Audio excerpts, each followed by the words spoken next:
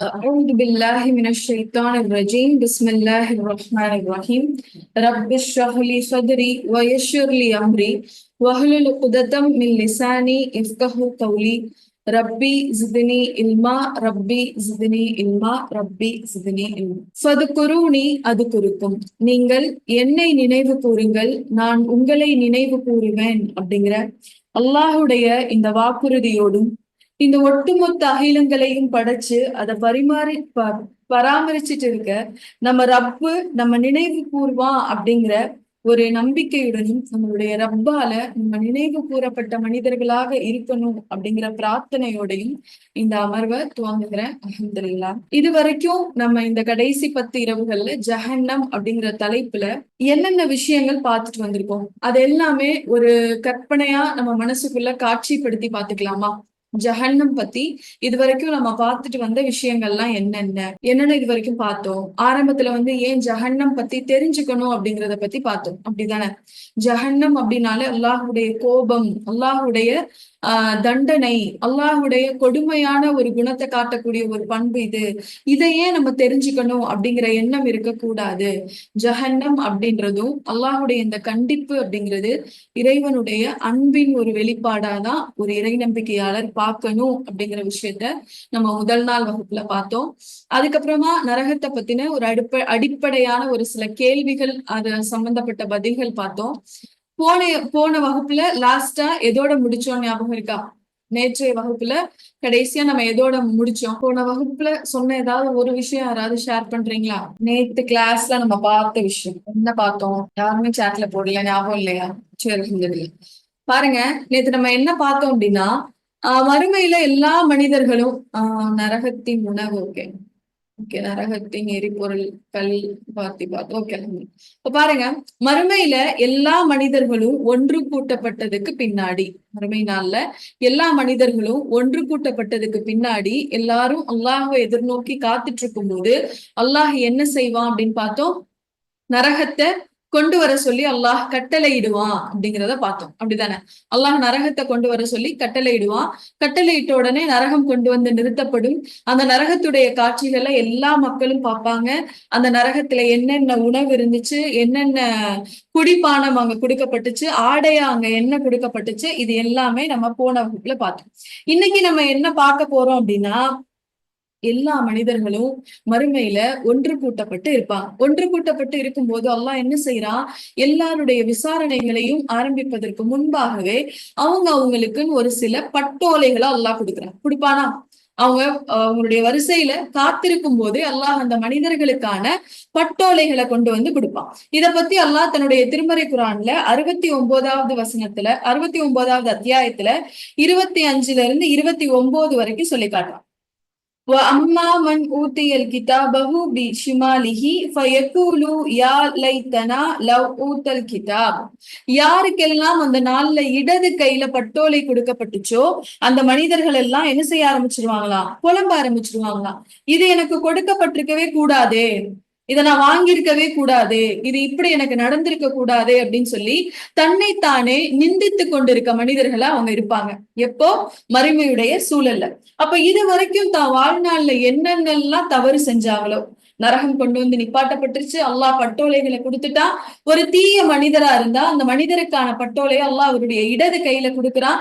அதை வாங்கிட்டு வந்த உடனே இப்ப மனம் முழுக்க கவலையோட இந்த மனிதர்கள் என்ன செய்ய ஆரம்பிச்சிருவாங்களாம்? இறைவன் கிட்ட முறையிட ஆரம்பிச்சிருவாங்களாம். எனக்கு இப்படி நடந்திருக்க கூடாது, நான் இப்படி வாங்கியிருக்க கூடாது, நான் இந்த என்னுடைய ஓலையை நான் வலது கையில அல்லவா நான் வாங்கியிருக்கணும் அப்படின்னு சொல்லி தங்களை தாங்களே நிந்தித்து கொண்டு இது வரைக்கும் என்னென்ன தவறெல்லாம் செஞ்சாங்களோ எல்லா தவறுகளையும் நினைச்சு அப்படியே ஒரு நிமிஷம் ஸ்தம்பித்து போய் நிப்பாங்க. இப்ப என்ன நடக்கும்? வாங்கியாச்சு, தெரிஞ்சிருச்சு என்ன அவங்களுடைய கூலி அப்படிங்கிறது. இடது கையில வாங்கிட்டா அல்லாஹ்வுடைய கோபம் தண்டனையும் தெரிஞ்சாச்சு, நரகம் அவங்களுக்குரிய இருப்பிடம் அப்படிங்கிறதும் தெரிஞ்சாச்சு. தெரிஞ்சதுக்கு அப்புறம் இப்ப என்ன நடக்கும்? எல்லா மனிதரும் ஆச்சரியத்திலையும் ஒரு கஷ்டத்திலையும் உறைஞ்சு போய் நிப்பாங்களாம். நிற்கும் போது இப்ப அல்லாஹ்வுடைய சத்தம் கேட்குமா? அல்லாஹ் என்ன செய்வானா? பேசுவானா? ஒரு கட்டளை இடுவானா? என்ன கட்டளை இடுவான் அப்படின்னா, இந்த மனிதனை நீங்க என்ன செய்யுங்க, கட்டி அவனை விலங்கிட்டு அவனை நரகத்தில் தள்ளுங்கள் அப்படின்னு அல்லாஹ் சொல்லுவான். தன்னுடைய இடது கையில வாங்கி ஸ்தம்பித்து போய் தன்னுடைய தவறுகளை நினைச்சு வருந்தி, பூமியில நான் இருக்கும் காலத்திலேயே இதை நான் சரி செஞ்சிருக்கணுமே, இந்த தவறை நான் செஞ்சிருக்க கூடாதே அப்படிங்கிற எண்ணத்துல ஒவ்வொரு நரகவாசியும் நின்றுட்டு இருக்கும் போது, இப்ப அல்லாஹ் தன்னுடைய மலக்குமார்களுக்கு கட்டளையிடுவானா, இவங்க ஒவ்வொருத்தருக்கும் விலங்கிடுங்க, இவங்க ஒவ்வொருத்தவங்களும் என்ன செய்யுங்க, விலங்கிடுங்க, விலங்கிட்டு இவங்களை கட்டி கொண்டு வந்து நரகத்துல வீசுங்க, தள்ளுங்க இவங்க நரகத்துல அப்படின்னு அல்லாஹ் சொல்லுவோம். இதை பத்தி அல்லாஹ் தன்னுடைய திருமறை குரான்ல 69வது அத்தியாயத்துடைய 30, 31, 32 இந்த வசனங்கள்ல சொல்றான். நீங்க வகுப்புல எப்பயும் உட்காரும் போது குரான் வசனங்கள் சொல்றதை மட்டும் நீங்க நோட் பண்ணிக்கோங்க. ஏன்னா இப்ப நீங்க கிளாஸ் நடந்துட்டு இருக்கும் போதே அதை எடுத்து பார்க்க முடியாது. அப்ப நீங்க நோட் பண்ணிட்டு நீங்க மறுநாள் அதை எடுத்து பாருங்க. அல்லாஹ் எப்படி எல்லாம் தன்னுடைய கடுமையை வெளிப்படுத்துறான், யாருக்கெல்லாம் இந்த தண்டனைகள் கொடுக்குறேன்னு சொல்றான் அப்படிங்கிறத நம்ம தெரிஞ்சுக்கலாம். இப்ப பாருங்க, அல்லாஹுடைய ஒரு பெரிய சப்தம் ஒண்ணு கேட்கும். அதுல அல்லாஹ் சொல்வானா, ஹுது ஃபகுலு, நீங்க அவங்கள பிடிங்க, அவங்கள விலங்கிடுங்க, தும்ம ஜஹீம சல்லு, பின்பு அவரை நரகத்தில் தள்ளுங்கள் அப்படின்னு சொல்லி அல்லாஹ் சொல்வானா. அப்போ ஒவ்வொரு மனிதரும் அந்த நாள்ல தங்களுடைய ஏடுகளை வாங்கி காத்துட்டு இருக்கும் போது அடுத்த வேலையா யார் வரா, வானவர்கள் விலங்குகளோட வராங்க. விலங்குனா சங்கிலிகளோட வராங்க. சங்கிலிகளோட வந்து அந்த மனிதரை கட்டுவாங்க. அந்த சங்கிலி எப்படி இருக்கும், இதே வசனத்துல அல்லாஹ் தொடர்ந்து சொல்லும் போது சொல்றான், 70 நீளமுள்ள சங்கிலிகள், 70 நீளமுள்ள சங்கிலிகளா இருக்கும். அந்த சங்கிலிகளை கொண்டு வந்து மலக்குமார்கள் அந்த நரகவாசியை கட்டுவாங்க. அவங்களுடைய கைகள்லையும் அவங்களுடைய கால்கள்லையும் அதால அவங்க என்ன செய்வாங்க, கட்டுவாங்க. ஒரு அடி கூட அவங்களால என்ன செய்ய முடியாது, நகரவே முடியாது. கையையும் காலையும் கட்டிட்டா அந்த இடத்துல இருந்து நகர முடியுமா? அப்போ அல்லாஹுடைய அந்த அரியாசனத்துக்கு முன்பாக அந்த மறுமை நாள்ல இவங்க எல்லா நரகவாசிகளுமே கை கால்கள் கட்டப்பட்டவங்களாக இருப்பாங்க, 70 நீளமுள்ள சங்கிலிகளால. இப்ப நின்னுட்டு இருக்காங்க. இப்ப இவங்க நரகத்துக்கு போகணும். இவங்கெல்லாம் நகர்ந்து நரகத்துக்கு போக முடியுமா? போக முடியுமா? ஏன்னா கையும் காலும் இப்ப என்ன செய்யப்பட்டுருச்சு, கட்டப்பட்டுருச்சு. அந்த சங்கிலிகள் அவங்களுக்கு எப்படி இருக்கும்னா மூச்சு முட்டுற மாதிரி இருக்குமா. உதாரணத்துக்கு நம்ம போடக்கூடிய ஷாலே, நம்ம வெளியில போகும்போது போடக்கூடிய ஷாலே ரொம்ப கனமா இருந்தா நம்ம போட்டு போவோமா? ரொம்ப வெயில் அடிக்கும், எனக்கு மூச்சு முட்டுற மாதிரி இருக்கும், எனக்கு வேர்க்கும். ஒரு சிலருக்கு இறுக்கமான ஆடை போடுறதே பழக்கமா இருக்காது, லூசா தான் போடுவாங்க. ஏன்னா ரொம்ப இறுக்கமா போட்டா எனக்கு மூச்சு திணற மாதிரி இருக்கு அப்படின்னு சொல்லி. ஒரு சின்ன ஆடை, ஒரு ஷாலு, இதையே நம்ம வந்து ரொம்ப டைட்டா போட மாட்டோம். ஏன்னா மூச்சு விட சிரமமா இருக்கு, எனக்கு கம்ஃபர்டபுளா இல்லை அப்படின்னு சொல்லி. ஆனா மறுமையில பாருங்க, அல்லாஹ் நரகவாசிகளை என்ன செய்வான் அப்படின்னா, இந்த சங்கிலிகளால் அவங்களுடைய முகவாய் கட்டைகள் வரை அல்லாஹ் கட்டிடுவாங்க. முகவாய் கட்டை அப்படிங்கிறது இந்த கழுத்துக்கு மேல நாடி இருக்குல்ல, அந்த நாடி பகுதி வரைக்கும் அல்லாஹ் என்ன செஞ்சிருவானா அவங்களுடைய கழுத்துகள்லையும் சங்கிலியை போட்டு கட்டியிருப்பாங்க. 40வது அத்தியாயத்துடைய 71வது வசனத்துல அல்லாஹ் சொல்றான், அவங்களுடைய முகவாய் கட்டைகள் வரை நாம விளங்கிட்டுருவோம். அவங்களால அசையவும் முடியாது, இப்ப எதுவும் பேசவும் முடியாது, மூச்சு திணறிட்டு அவங்களுக்கு ஒரு கம்ஃபர்டான ஒரு நிலையிலேயே இப்ப அவங்க இருக்க மாட்டாங்க. ஒரு இன்ச்சு கூட அவங்களால நகர்ந்து போகவே முடியாது. இப்ப இப்படி இருக்க சூழல்ல இப்ப என்ன ஆகும்? இப்ப இவங்களுடைய தீர்ப்பு முடிஞ்சோடனே இவங்களை நரகத்துல கொண்டு போய் அல்லாஹ் போடுங்கன்னு சொல்லிட்டானே, இவங்களா நடந்தும் போய் நரகத்துல விட முடியாது. ஏன்னா ஃபுல்லா என்ன பண்ணியாச்சு, செயின் போட்டு அல்லாஹ் கட்டிட்டான். இப்ப என்ன அல்லாஹ் சொல்வான் அப்படின்னா, இவங்களை நீங்களே கொண்டு போய் நரகத்துல போடுங்க அப்படின்னு அல்லாஹ் வானவர்களுக்கு கட்டளையிடுறான். இந்த நரகத்துல கொண்டு போய் போடுறதும் ஒவ்வொரு விதமா இருக்கும். எல்லாருக்கும் அல்லாஹ் ஒரே விதமான நரகத்துல ஒரு நுழைவை கொடுக்க மாட்டாங்க. ஒவ்வொரு மனிதனும் ஒவ்வொரு மாதிரி நரகத்துக்குள்ள நுழைவாங்க. அவங்களா நுழைய மாட்டாங்க, மலக்குமார்கள் தான் அவங்களை நுழைய வைப்பாங்க. ஒவ்வொருத்தரையும் ஒவ்வொரு விதமா நுழைய வைப்பாங்க. அவங்க செஞ்ச தவறுகளுக்கு தகுந்த மாதிரி, அவங்களுடைய நிராகரிப்புடைய தரத்துக்கு தகுந்த மாதிரி ஒவ்வொரு மனிதர்களையும் இப்ப மலக்குமார்கள் நரகத்துல வீச போறாங்க. அது எப்படி நடக்கும், எத்தனை வகையா அவங்க நரகத்துல நுழைவாங்க அப்படிங்கிறத பாருங்க. அதுல முதலாவது, மலக்குமார்கள் இவங்களை தள்ளி விடுவோம். என்ன செய்வாங்க, தள்ளி விடுவாங்க. தள்ளி விடுறதுன்னா, இப்போ ஒருத்தர் நமக்கு முன்னாடி நின்றுட்டு இருக்காங்க, படியில நின்றுட்டு இருக்காங்க அப்படின்னா நம்மளுடைய கைகளை வச்சு ஒரு அழுத்தம் கொடுத்து தள்ளுறோம்ல, அப்படி ஒரு சில மனிதர்களை மலக்குமார்கள் நரகத்துல தள்ளுவாங்க. அல்லாஹ் இதை பத்தி தன்னுடைய திருமறை குரான்ல 52வது அத்தியாயத்துடைய 13வது வசனத்துல சொல்றான். 52வது அத்தியாயத்துடைய 13வது வசனத்துல அல்லாஹ் சொல்லும் போது சொல்றான், நரக நெருப்பில் நேரடியாக இவர்கள் தள்ளப்படுவார்கள். அப்படியே நின்றுட்டு இருந்தவனே அப்படியே அல்லாஹ் தள்ளிடுவான். இப்படி ஒரு சில மனிதர்களை அல்லாஹ் முகம் குப்பர நரகில் தள்ளுவான் அப்படின்னு ஒரு நபிமொழி இருக்கு தெரியுமா? யார் அந்த 3 நபர்கள்னு? முகம் குப்புற அல்லாஹ் நரகத்துல தள்ளக்கூடிய 3 மனிதர்கள் யாருன்னு தெரியுமா? நபி ஸல்லல்லாஹு அலைஹி வஸல்லம் அவங்க சொல்றாங்கல்ல, நாளைக்கு மறுமையில் 3 நபர்கள் அல்லாஹுடைய முன்னிலையில நிறுத்தப்படுவாங்க. இந்த 3 பேரும் தான் முதல்ல நரகத்துல தள்ளப்படக்கூடிய நபர்களா இருப்பாங்க. யார் யாரு?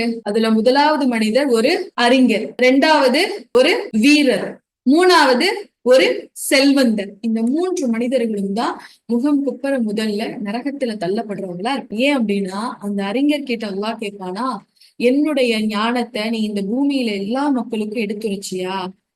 என்னை பற்றிய செய்திகளை நீ எல்லார்கிட்டையும் கொண்டு போய் சேர்த்தியா அப்படின்னு சொல்லி அந்த அறிஞர் சொல்லுவானா, ஆமா யா அல்லாஹ், நான் உனக்காக தான் இந்த பணியை செஞ்சேன். நான் உனக்காக மட்டும்தான் உன்னை பற்றிய செய்திகளை இந்த பூமி முழுக்க இருக்கக்கூடிய மனிதர்கள் கிட்ட போய் சொன்னேன் அப்படின்னு சொல்லி சொல்லுவான். அப்ப அல்லாஹ் சொல்லுவானா, நீ எனக்காக சொல்லல, நீ என்ன செய்யல இத எனக்காக சொல்லல, என்னுடைய திருப்தியை பெறணுங்கிறதுக்காக நீ சொல்லல, மக்கள் உன்னை புகழணும் அப்படிங்கிறதுக்காக தான் நீ செஞ்ச. நீ எந்த நோக்கத்துக்காக செஞ்சியோ, நீ எந்த நோக்கத்துக்காக நம்ம அறிவாளி அப்படின்னு வெளிக்காட்டிக்கிட்டா இந்த மக்கள் எல்லாம் நம்மள புகழுவாங்க, நீங்க பேசுறது ரொம்ப நல்லா இருக்கு, நீங்க சொன்னாதான் அது சரியா இருக்கும் அப்படின்னு உன்னை புகழணும் அப்படிங்கிற காரணத்துக்காக நீ என்னுடைய செய்திகளை கொண்டு போய் இந்த மக்கள் கிட்ட சேர்த்த. அதுக்கான கூலிய புகழா இந்த பூமியிலேயே நீ வாங்கிக்கிட்ட. இன்றைய நாள்ல உனக்கு கொடுக்கிறதுக்கு எனக்கு எதுவுமே இல்லை அப்படின்னு எல்லாம் சொல்லிடும். சொன்ன உடனே அந்த விலங்கிடப்பட்டு நின்ற அந்த ஆலிம் என்ன செய்வாங்க, அந்த அறிஞர் என்ன செய்வாங்கன்னா அப்படியே முகம் குப்புற நரகில தள்ளப்படுவாங்க. 2வது யார் அப்படின்னா ஒரு வீரர். யாரெல்லாம் நான் உனக்காக உன்னுடைய பாதையில வீரமா போரிட்டு நான் என்ன செஞ்சேன், இறந்து போனேன், நான் உன்னுடைய பாதையில வீரமா போரிட்டேன் அப்படின்னு சொல்லி அந்த மனிதர் சொல்லுவார். அல்லாஹ் சொல்வானா, நீ உண்மையிலேயே எனக்காக போரிட்டியா, இல்ல மனிதர்கள் உன்னை புகழணும் அப்படிங்கிறதுக்காக நீ போரிட்டியா?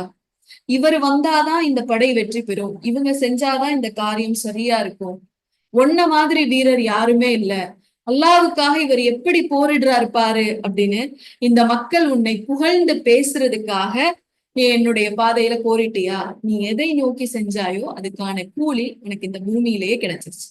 நீ வெறும் பேருக்காகவும் பெருமைக்காகவும் புகழுக்காகவும் தானே செஞ்ச. அந்த புகழும் பேரும் அந்த அடையாளமும் உனக்கு பூமியிலே கிடைச்சிருச்சு. இன்றைய தினம் என்கிட்ட உனக்காக கொடுக்கறதுக்கு எதுவுமே இல்லை அப்படின்னு சொல்லிட்டு அல்லாஹ் அந்த வீரரையும் நரகத்துல தள்ளிடுவான். முகம் குப்புற அவரை என்ன செய்வாங்க, நரகத்துல போய் விழுவாங்க. 3வதா ஒரு செல்வந்தர் வருவார். அப்போ அந்த செல்வந்தர் வந்து அல்லாஹ் கிட்ட, யா அல்லாஹ், நான் உனக்காக தான் என்னுடைய செல்வத்தை எல்லாம் தானம் பண்ணேன். அல்லாஹ் சொல்லுவானா, நீ எனக்காக செல்வங்களை தியாகம் பண்ணியா, தானம் பண்ணியா, இல்ல மக்கள் எல்லாம் உன்னை புகழணும் அப்படிங்கிறதுக்காக செஞ்சியா? இவரை மாதிரி ஒரு வள்ளல் இருக்க மாட்டாங்க. இவர்கிட்ட போய் ஒரு உதவின்னு கேட்டா கண்டிப்பா நம்மளுக்கு அந்த உதவி கிடைச்சிரும், எப்படியாவது யார் மூலமாவது நமக்கு அந்த உதவியை வாங்கி கொடுத்துருவாரு அப்படின்னு சொல்லி மக்கள் உன்னை புகழ்வதற்காக நீ பண்ணியா? நீ மக்களுடைய புகழ்ச்சிக்காக தான் நீ செஞ்ச. நீ எதை வேண்டி செஞ்சியோ அது உனக்கு இந்த பூமியிலேயே கிடைச்சிருச்சு. இன்றைய தினம் என்கிட்ட இருந்து உனக்கு கொடுக்கறதுக்கு எதுவுமே இல்லை அப்படின்னு சொல்லிட்டு அல்லாஹ் அந்த செல்வந்தரையும் முகம் குப்புற பூமியில தள்ளுவான்.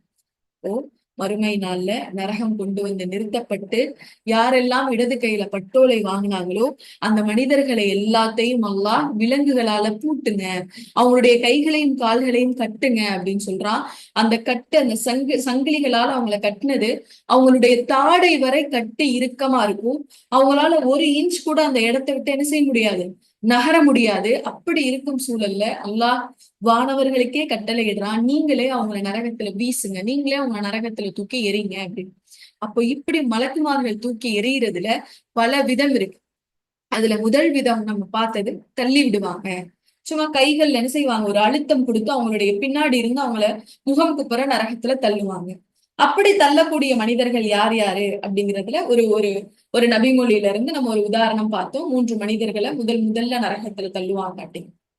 2வது நரகவாசிகள் எப்படி நரகத்துக்குள்ள நுழைவாங்க அப்படின்னா, சொர்க்கம் மாதிரி கம்பளங்கள் விரிச்சு வரவேற்பு கொடுத்து ஆறுதல்கள் சொல்லி சமாதானங்கள் சொல்லி அவங்களுக்கு என்னென்ன நன்மைகள்லாம் உள்ள இருக்க போகுது அப்படிங்கிற சுப செய்திகளை சொல்லி வரவேற்கிறதுக்கு எந்த நபரும் இருக்க மாட்டாங்க. எந்த நபரும் என்ன செய்ய மாட்டாங்க, இருக்க மாட்டாங்க. ஒரு சொர்க்கவாசி சொர்க்கத்துக்குள்ள போகும்போது மலக்குமார்கள் அவரை இன்முகத்தோட வரவேற்பாங்க. அல்லாஹ் உங்களுக்கு கொடுத்த வாக்குறுதி உங்களுக்கு வந்துருச்சுன்னு சொல்லுவாங்க. நீங்க இன்றைய தினம் கவலைப்படாம நிதானமா இருங்க, நீங்க இன்றைய தினம் உங்களுக்கு எந்த பதட்டமும் வேணாம் அப்படின்னு சொல்லி சொல்லுவாங்க. ஆனா இதெல்லாம் யாருக்கு கிடைக்காது? நரகவாசிகளுக்கு கிடைக்காது. இப்ப 2வது எப்படி மலக்குமார்கள் இவங்கள நரகத்துக்குள்ள தள்ளுறாங்கன்னு பாருங்களேன். அவங்கள சங்கிலிகளால இழுத்துட்டு வந்து நரக நெருப்புல போடுவாங்க. அவங்களுடைய உடல் முழுக்க இணைக்கப்பட்ட அந்த சங்கிலிகள் இருக்குல்ல, அத பிடிச்சு அப்படியே இழுத்துட்டு வந்து அவங்க நரகத்துல தள்ளுவாங்க. இழுத்துட்டு வரும்போது எப்படி இழுத்துட்டு வருவாங்க அப்படின்னா, அவங்களுடைய முகங்கள் கீழ இருக்கும், அவங்களுடைய கால்கள் மேல இருக்கும். அவங்களுடைய முகங்கள் கீழ இருக்கும், கால்கள் மேல இருக்கும். அப்படி முகம் தரையில தேய்க்கிற வண்ணம் அவங்கள மலக்குமார்கள் இழுத்து கொண்டு வந்து நரகத்துல சேர்ப்பாங்க. இது அல்லாஹ் தன்னுடைய திருமறை குரான்ல 54வது வசனத்துடைய 54வது அத்தியாயத்துடைய 48வது வசனத்துல சொல்றான். அவர்களுடைய முகங்களின் மீது நரகத்திற்கு அவர்கள் இழுத்து செல்லப்படுவார்கள். முகம் குப்புற இழுத்து செல்லப்படுவாங்க. இப்ப பூமியில யாரெல்லாம் தன்னுடைய முகத்தை இறைவனுக்கு நெருக்கமா வச்சுக்கிட்டாங்க, பூமியில எந்த அடியான் எல்லாம் தன்னுடைய முகத்தை இறைவனுக்கு நெருக்கமா வச்சிருந்தானோ அந்த அடியான் மட்டும்தான் மறுமையில எப்படி பூமியில இயல்பா நடந்தாங்களோ அதே மாதிரி நடக்க முடியும். இது ஒரு கோரமான ஒரு நிகழ்வு தானே, கற்பனை பண்ணி பாக்குறதுக்கே. ஒட்டுமொத்த மனித சமூகமும் கூடி நிக்கிற அந்த சபையில கால்களால எல்லாரும் சர்வசாதாரணமா நடந்து வந்துட்டு இருக்கும் போது ஒரு சில மனிதர்கள் மட்டும் தங்களுடைய முகங்களால இழுத்துட்டு வரப்படுறாங்க, இல்ல முகங்களால நடந்து வர்றாங்க அப்படின்னா அந்த காட்சி பாக்குறதுக்கே எவ்வளவு வினோதமா இருக்கும்.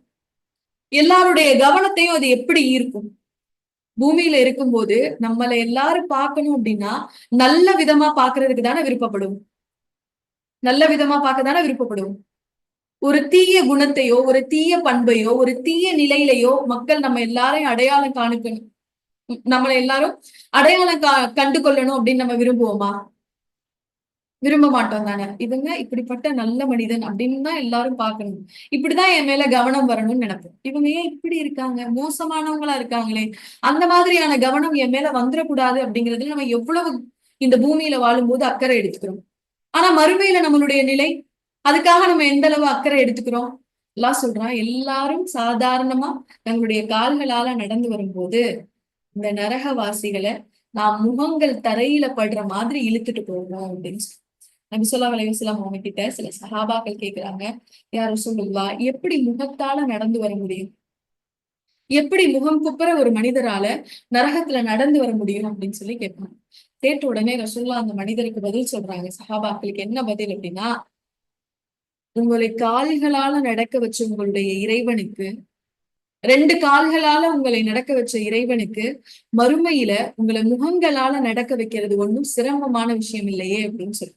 அப்போ 2வது எப்படி நரகவாசிகள் நரகத்துல கொண்டு வந்து போடப்படுறாங்கன்னா, முகங்களை இழுத்து கொண்டு வந்து சங்கிலிகளால முகம் குப்புறவும் தலை கால் மேலேயும் இருக்கும், இழுத்து கொண்டு வந்து அவங்கள நரகத்துல போடுறாங்க.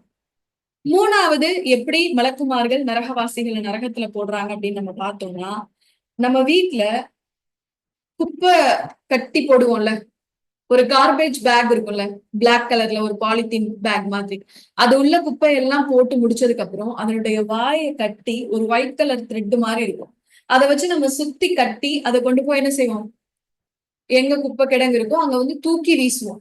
பக்கத்துல போயாவது நின்று நம்ம போடுவோமா?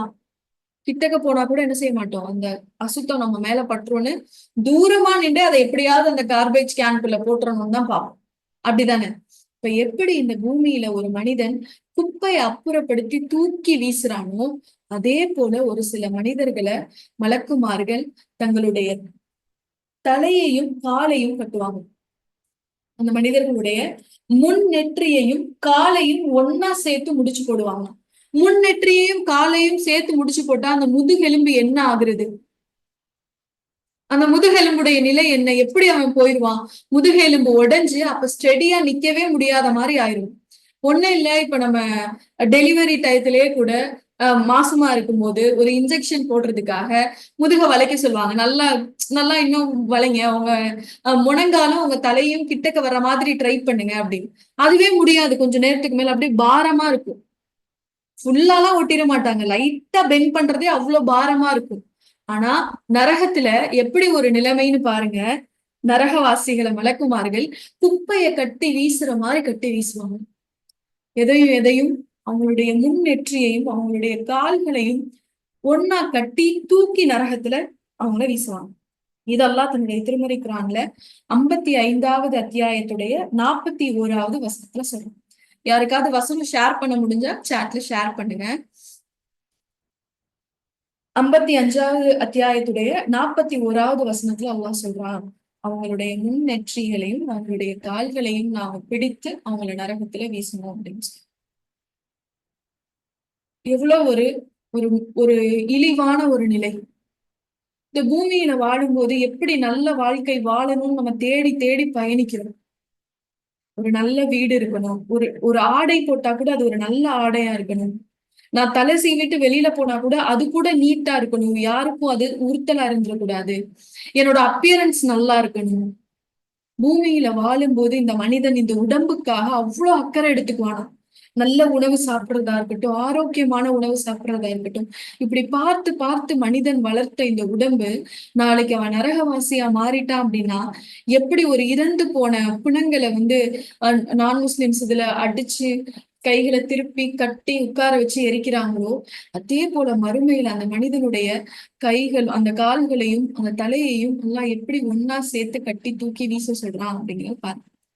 இப்போ உடம்புக்கும் வாழ்க்கைக்கும் முக்கியத்துவம் கொடுக்குற நம்ம, அதெல்லாம் அழகா இருக்கணும்னு பார்த்து பார்த்து செய்யற நம்ம, நம்மளுடைய ஆன்மாவை அழகுபடுத்திக்கணும்னு யோசிச்சிருக்கோமா? எந்த ஆன்மா இந்த பூமியில வாழும் போது அழகா இருக்கோ, எந்த ஆன்மா இந்த பூமியில வாழும்போது அல்லாஹ்வுடைய பார்வையில கண் குளிர்ச்சியா இருக்கோ, அந்த ஆன்மா மட்டும்தான் நாளைக்கு மறுமையில நிம்மதியான ஒரு நிலையில சுவனத்துக்குள்ள போகக்கூடியதா இருக்கும். அல்லாஹ் நம்மளை இப்படிப்பட்ட இழிவான நிலைகள்ல இருந்து காப்பாத்தணும். நீங்களா போய்க்கோங்கன்னு கூட நரகத்துல அல்லாஹ் சொல்ல மாட்டாங்க. உங்களுடைய இடது கையில வாங்கிட்டீங்கல்ல, சரி போங்கன்னு கூட அல்லாஹ் சொல்ல மாட்டாங்க. அவ்வளவுதான், இடது கையில வாங்கினா அந்த இடத்துல அப்படியே அவங்க நிக்க வேண்டியதான். வழக்குமார்கள் சங்கிலிகளால கட்டி ஒண்ணு தள்ளி விடுவாங்க, இல்ல இழுத்து கொண்டு போய் போடுவாங்க, அப்படி இல்லைன்னா குப்பைகளை போல கட்டி வீசுவாங்க. சரி, இப்படி போறோமே, இப்படி இத்தனை வகையா நரகவாசிகள் நரகத்துக்குள்ள போறாங்களே, உள்ள போகும்போது அவங்கள வரவேற்க யார் இருப்பா? என்ன சொல்லி அவங்கள வரவேற்பாங்க அப்படின்னு பார்த்தோம் அப்படின்னா, நரகத்துக்குன்னு எந்த ஒரு வரவேற்புமே கிடையாது. அல்லாஹ் தன்னுடைய திருமறை குரான்ல 25வது அத்தியாயத்துடைய 22வது வசனத்துல சொல்றான், அவங்க நரகத்திற்குள் நுழையும் போது அவங்களுக்கு எந்த நற்பாக்கியமும் கிடையாது, எந்த நல்ல விஷயமும் கிடையாது. அப்படியே கொஞ்சம் சொர்க்கத்துக்குள்ள நுழையும் போது எப்படி இருக்கும் அப்படின்னு பார்த்தா, அப்படி மனசுக்கு அவ்வளவு நிம்மதியா இருக்கும். அந்த என்ட்ரன்ஸ், அந்த நுழைவு அவ்வளவு திருப்திகரமானதா இருக்கும். ஏன்னு கேளுங்களேன், அந்த நல்லடியார் கபர்ல இருந்து எந்திரிச்சதுல இருந்து அவர் சொர்க்கத்துக்குள்ள போற வரைக்கும் அல்லாஹ் அவருக்குனே பிரத்யேகமா ஒரு மலக்குமார்களை நியமிச்சிருப்பான். அவர் மன்னரையில இருந்து எந்திரிச்சதுல இருந்து சுவனம் போற வரைக்கும் அவருக்குனே ஒரு வானவர் அவர் பக்கத்திலேயே இருப்பார். அவருடைய வேலை என்ன தெரியுமா? இந்த மறுமை நாளுடைய பயங்கரத்தையும் கொடூரத்தையும் பார்த்து அவர் பயந்துராம இருக்க, அவருக்கு ஆறுதல் சொல்றது மட்டும்தான் இவருடைய வேலை. அதை பார்த்து இவரு பயந்துராம இருக்க ஆறுதல் சொல்றது மட்டும்தான் இவருடைய வேலை. அப்போ நாளைக்கு அந்த நிகழ்வுடைய திடுக்கத்தெல்லாம் இவர் பார்க்கும்போது இந்த மலக்குமார்கள் என்ன செய்வாங்க, பக்கத்துல நின்று அவருடைய கைகளை பிடிச்சிட்டு, பயப்படாதீங்க, இதெல்லாம் உங்களுக்கு இல்ல, எல்லாம் உங்களுக்கு என்ன வாக்குறுதி கொடுத்தானோ அது உங்களுக்கு கிடைக்கும். நீங்க பூமியில பொறுமையா இருந்தீங்க அப்படின்னா அல்லாஹுடைய அன்பை பெற்றுக்கலாம் நல்லா சொன்னானா? இங்க உங்களுக்கு பொறுமையா இருந்தீங்கன்னா உங்களுக்கு சுவனத்துல வீடு இருக்குன்னு அல்லாஹ் சொன்னானா? எது அல்லாஹ் உங்களுக்கு வாக்குறுதியா கொடுத்தானோ அதுதான் உங்களுக்கு கிடைக்கும். நீங்க பயப்பட வேண்டாம், நீங்க பயப்பட வேணாம் அப்படின்னு திரும்ப திரும்ப அந்த மனிதருக்கு சொல்லிட்டே இருப்பாங்க. சுவனத்துடைய வாசலுக்கு போன உடனே அவங்க சொல்லுவாங்கன்னா, பாத்தீங்களா, பாத்தீங்களா, அல்லாஹ் உங்களுக்கு எதை வாக்குறுதியா கொடுத்தானோ அது கிடைச்சிருச்சு பாத்தீங்களா, நீங்க நிம்மதியா உள்ள நுழைங்க அப்படின்னு சொல்லுவாங்க. அந்த சுவனத்துடைய காவலர்களும் அப்படிதான் சொல்லி வரவேற்பாங்க. வாங்க நிம்மதி பெற்ற ஆன்மாக்களே, உள்ள வாங்க அப்படின்னு சொல்லி மலக்குமார்கள் கூப்பிடுறோம். நஃப்சுல் முத்துமைன்னா, உள்ள வாங்க, நல்ல அடியார்களோட சேர்ந்து நீங்க சுவனத்துல இருங்க அப்படின்னு அழகிய வார்த்தைகளை கொண்டு வரவேற்பாங்க. நரகத்துல இப்படி ஒவ்வொரு முறையும் மனிதர்கள் கட்டி வீசப்படும் போதும், இழுத்து கொண்டு வீசப்படும் போதும் மலக்குமார்கள் அவங்க கிட்ட எந்த ஒரு நல்ல விஷயத்தையும் சொல்லவே மாட்டாங்க. அல்லாஹ் இன்னொரு இடத்துல 38வது அத்தியாயத்துடைய 59வது வசனத்துல சொல்லும் போது சொல்றான், லா மர்ஹபா, லா மர்ஹபா, அங்க என்ன நல்வரவும் இருக்காது, எந்த வெல்கமும் அவங்களுக்கு இருக்காது, அப்படியே போக வேண்டியதான். ஆனா எந்த மாதிரியான வரவேற்பு இருக்கும் தெரியுமா நரகத்துல? அந்த மனிதனை இன்னும் சிறுமைப்படுத்துற மாதிரி, இன்னும் தன்னுடைய தவறுகளை நினைச்சு அவன் கஷ்டப்படுற மாதிரி, குற்ற உணர்வுல அவன் இன்னும் கொஞ்சம் வேதனைப்படுற மாதிரியான வார்த்தைகளை வானவர்கள் பயன்படுத்துவாங்க. அவனை குத்தி காட்டுற மாதிரி. ஏன்னா ஒரு இந்த உலகத்துல நம்ம ஒரு தப்பு செஞ்சுட்டோம்னு வச்சுக்கோங்களேன், யாராவது நம்ம கிட்ட கோபமா பேசிட்டா கூட நம்மளால அதை ஏத்துக்க முடியும். ஏங்க நீங்க இந்த தப்பு பண்ணீங்க அப்படின்னு சொல்லி கோபமா முகத்துக்கு நேரா பேசிட்டா கூட அதை நம்மளால ஏத்துக்க முடியும். ஆனா குத்தி பேசுவாங்க தெரியுமா? மறைமுகமா நம்ம நம்ம நம்ம செஞ்ச தவறுன்னு நம்ம உணர்ந்ததுக்கு அப்புறமும் கூட அதை அப்படியே குத்தி குத்தி நம்மளுடைய காயத்தை பெருசாக்குவாங்க தெரியுமா? அந்த வேலைய மலக்குமார்கள் நரகத்துல செய்வாங்க. ஒவ்வொரு தடவை நரகத்துடைய கதவுகள் திறந்து இவங்க உள்ள போகும்போதெல்லாம் கொஞ்சம் கொஞ்சம் மக்களா அல்லாஹ் இப்ப நரகத்துக்கு வீசுறான்ல, ஒவ்வொருத்தரும் உள்ள போகும்போதெல்லாம் அந்த நரகத்துடைய கதவு கிட்ட இருக்கக்கூடிய அந்த வானவர்கள் சொல்லுவாங்கன்னா, ஏன் உங்களுக்கு தூதர் வரலையா? அல்லாஹ் உங்களுக்கு வேதத்தை கொடுக்கலையா? என்ன பண்ணிட்டு இருந்தீங்க? உங்களுக்கு தூதர் வரலையா? உங்களுக்கு வேதம் வரலையா? அல்லாஹ் உங்களை அன்பின் காரணமா எச்சரிக்கையிலையா? எந்த எச்சரிக்கையுமே உங்களுக்கு வரலையா? அப்படின்னு சொல்லி சொல்லி அவங்களை உள்ள அனுப்புவாங்க. அப்ப உள்ள போகும்போதெல்லாம் அந்த மனிதர்கள் கதறுவாங்க, ஆமா எங்களுக்கு வந்துச்சு, நாங்க தான் அதை ஏத்துக்கல, நாங்க தான் அல்லாஹ்வுடைய கட்டளையின்படி எங்களுடைய வாழ்க்கையை அமைச்சுக்கல, இதெல்லாம் எனக்கு பிடிக்காதுன்னு அல்லாஹ் பல எச்சரிக்கைகளை சொன்னா, சொல்லியும் நாங்க கேட்கல அப்படிங்கிற ஒரு மன வருத்தத்தோடையே தான் இப்ப அவங்க நரகத்துக்குள்ள போகக்கூடியவங்களா இருப்பாங்க. இதே போல அல்லாஹ் தன்னுடைய திருமறை குர்ஆன்ல 67வது அத்தியாயத்துடைய 8வது வசனத்துல சொல்றான், நரகத்துடைய ஒவ்வொரு பகுதியும் வெடிக்கிற சூழல்ல இருக்குமா. வெடிக்கிறதுனா எப்படி? உள்ள மனிதர்களை போட போட அதனுடைய வெப்பம் உஷ்ணம் அதிகமாக ஆக நரகம் அப்படியே வெடிக்கிற தருவாயில இருக்குமா. அப்படி வெடிக்கிற தருவாயில ஒவ்வொரு கூட்டத்தையா நரகத்துக்குள்ள போடும்போது, உங்ககிட்ட அச்சமூட்டி எச்சரிக்கை செய்யும் நபர் வரலையா? உங்ககிட்ட அச்சமூட்டி எச்சரிக்கை செய்யக்கூடிய நபர் வரலையா? உங்களுக்கான தூதர் வரலையா? உங்களுக்கான வழிகாட்டி வரலையா? அப்படின்னு ஒவ்வொரு வார்த்தையா கேட்டு கேட்டுதான் அவங்கள உள்ள தூக்கி போடுவாங்க. மனிதனுக்கு இவ்வளவு பெரிய ஏற்பாடு தேவையா? யோசிச்சு பாருங்க. இந்த 6 அடியில இருந்து 7 அடிக்குள்ள இந்த உலகத்துல வாழக்கூடிய ஒரு மனிதன். ஒரு எடைனா அதிகபட்சம் எல்லாரும் ஒரு 100 கிலோக்குள்ளதான் இருக்காங்க. கொஞ்சம் மனிதர்கள் தான் 100, 110, 120 அந்த அளவுல இருக்காங்க. அப்போ ஒரு அல்லாஹ்வுடைய பார்வையில ஒரு அற்பமான அளவு தானே நம்ம. நம்மளுடைய ஹைட்லயும் சரி, நம்மளுடைய வெயிட்லயும் சரி, நம்மளுடைய தோற்றத்துல அதாவது ரொம்ப பெரிய படை வீரரா இருந்தாலுமே அவர் அல்லாஹ்வுடைய பார்வையில எப்படிப்பட்டவர் தான்? ரொம்ப சின்ன மனிதன் தானே.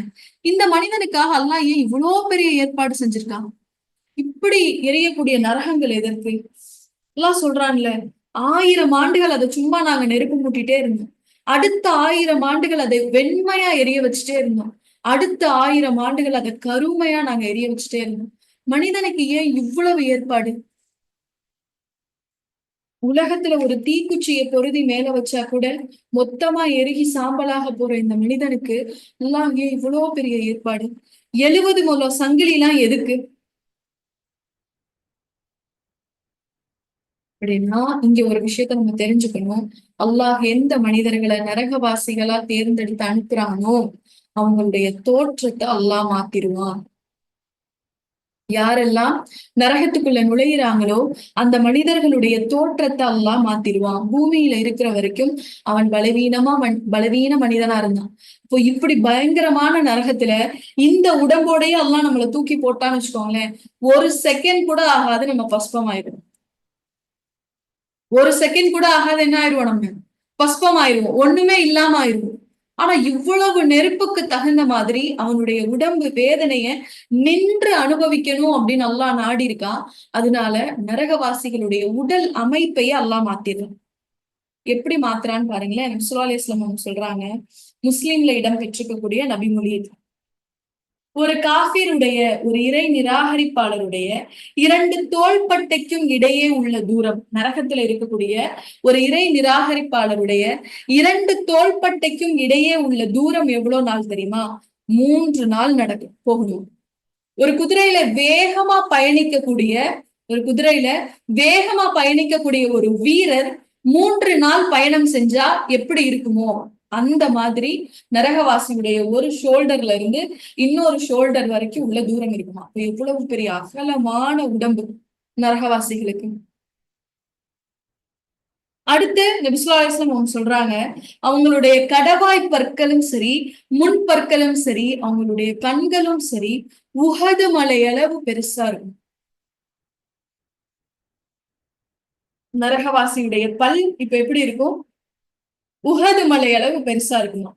அவருடைய புஜம், ஆர்ம்ஸ் இருக்குல்ல, இங்க மேல் பகுதி, கையுடைய மேல் பகுதி, அது பைதா அப்படிங்கிற ஒரு மலையை ரசூலுல்லாஹ் உதாரணமா சொல்றாங்க. அந்த மலையளவு அவங்களுடைய மேல் கை பகுதி உயரமா இருக்கும்.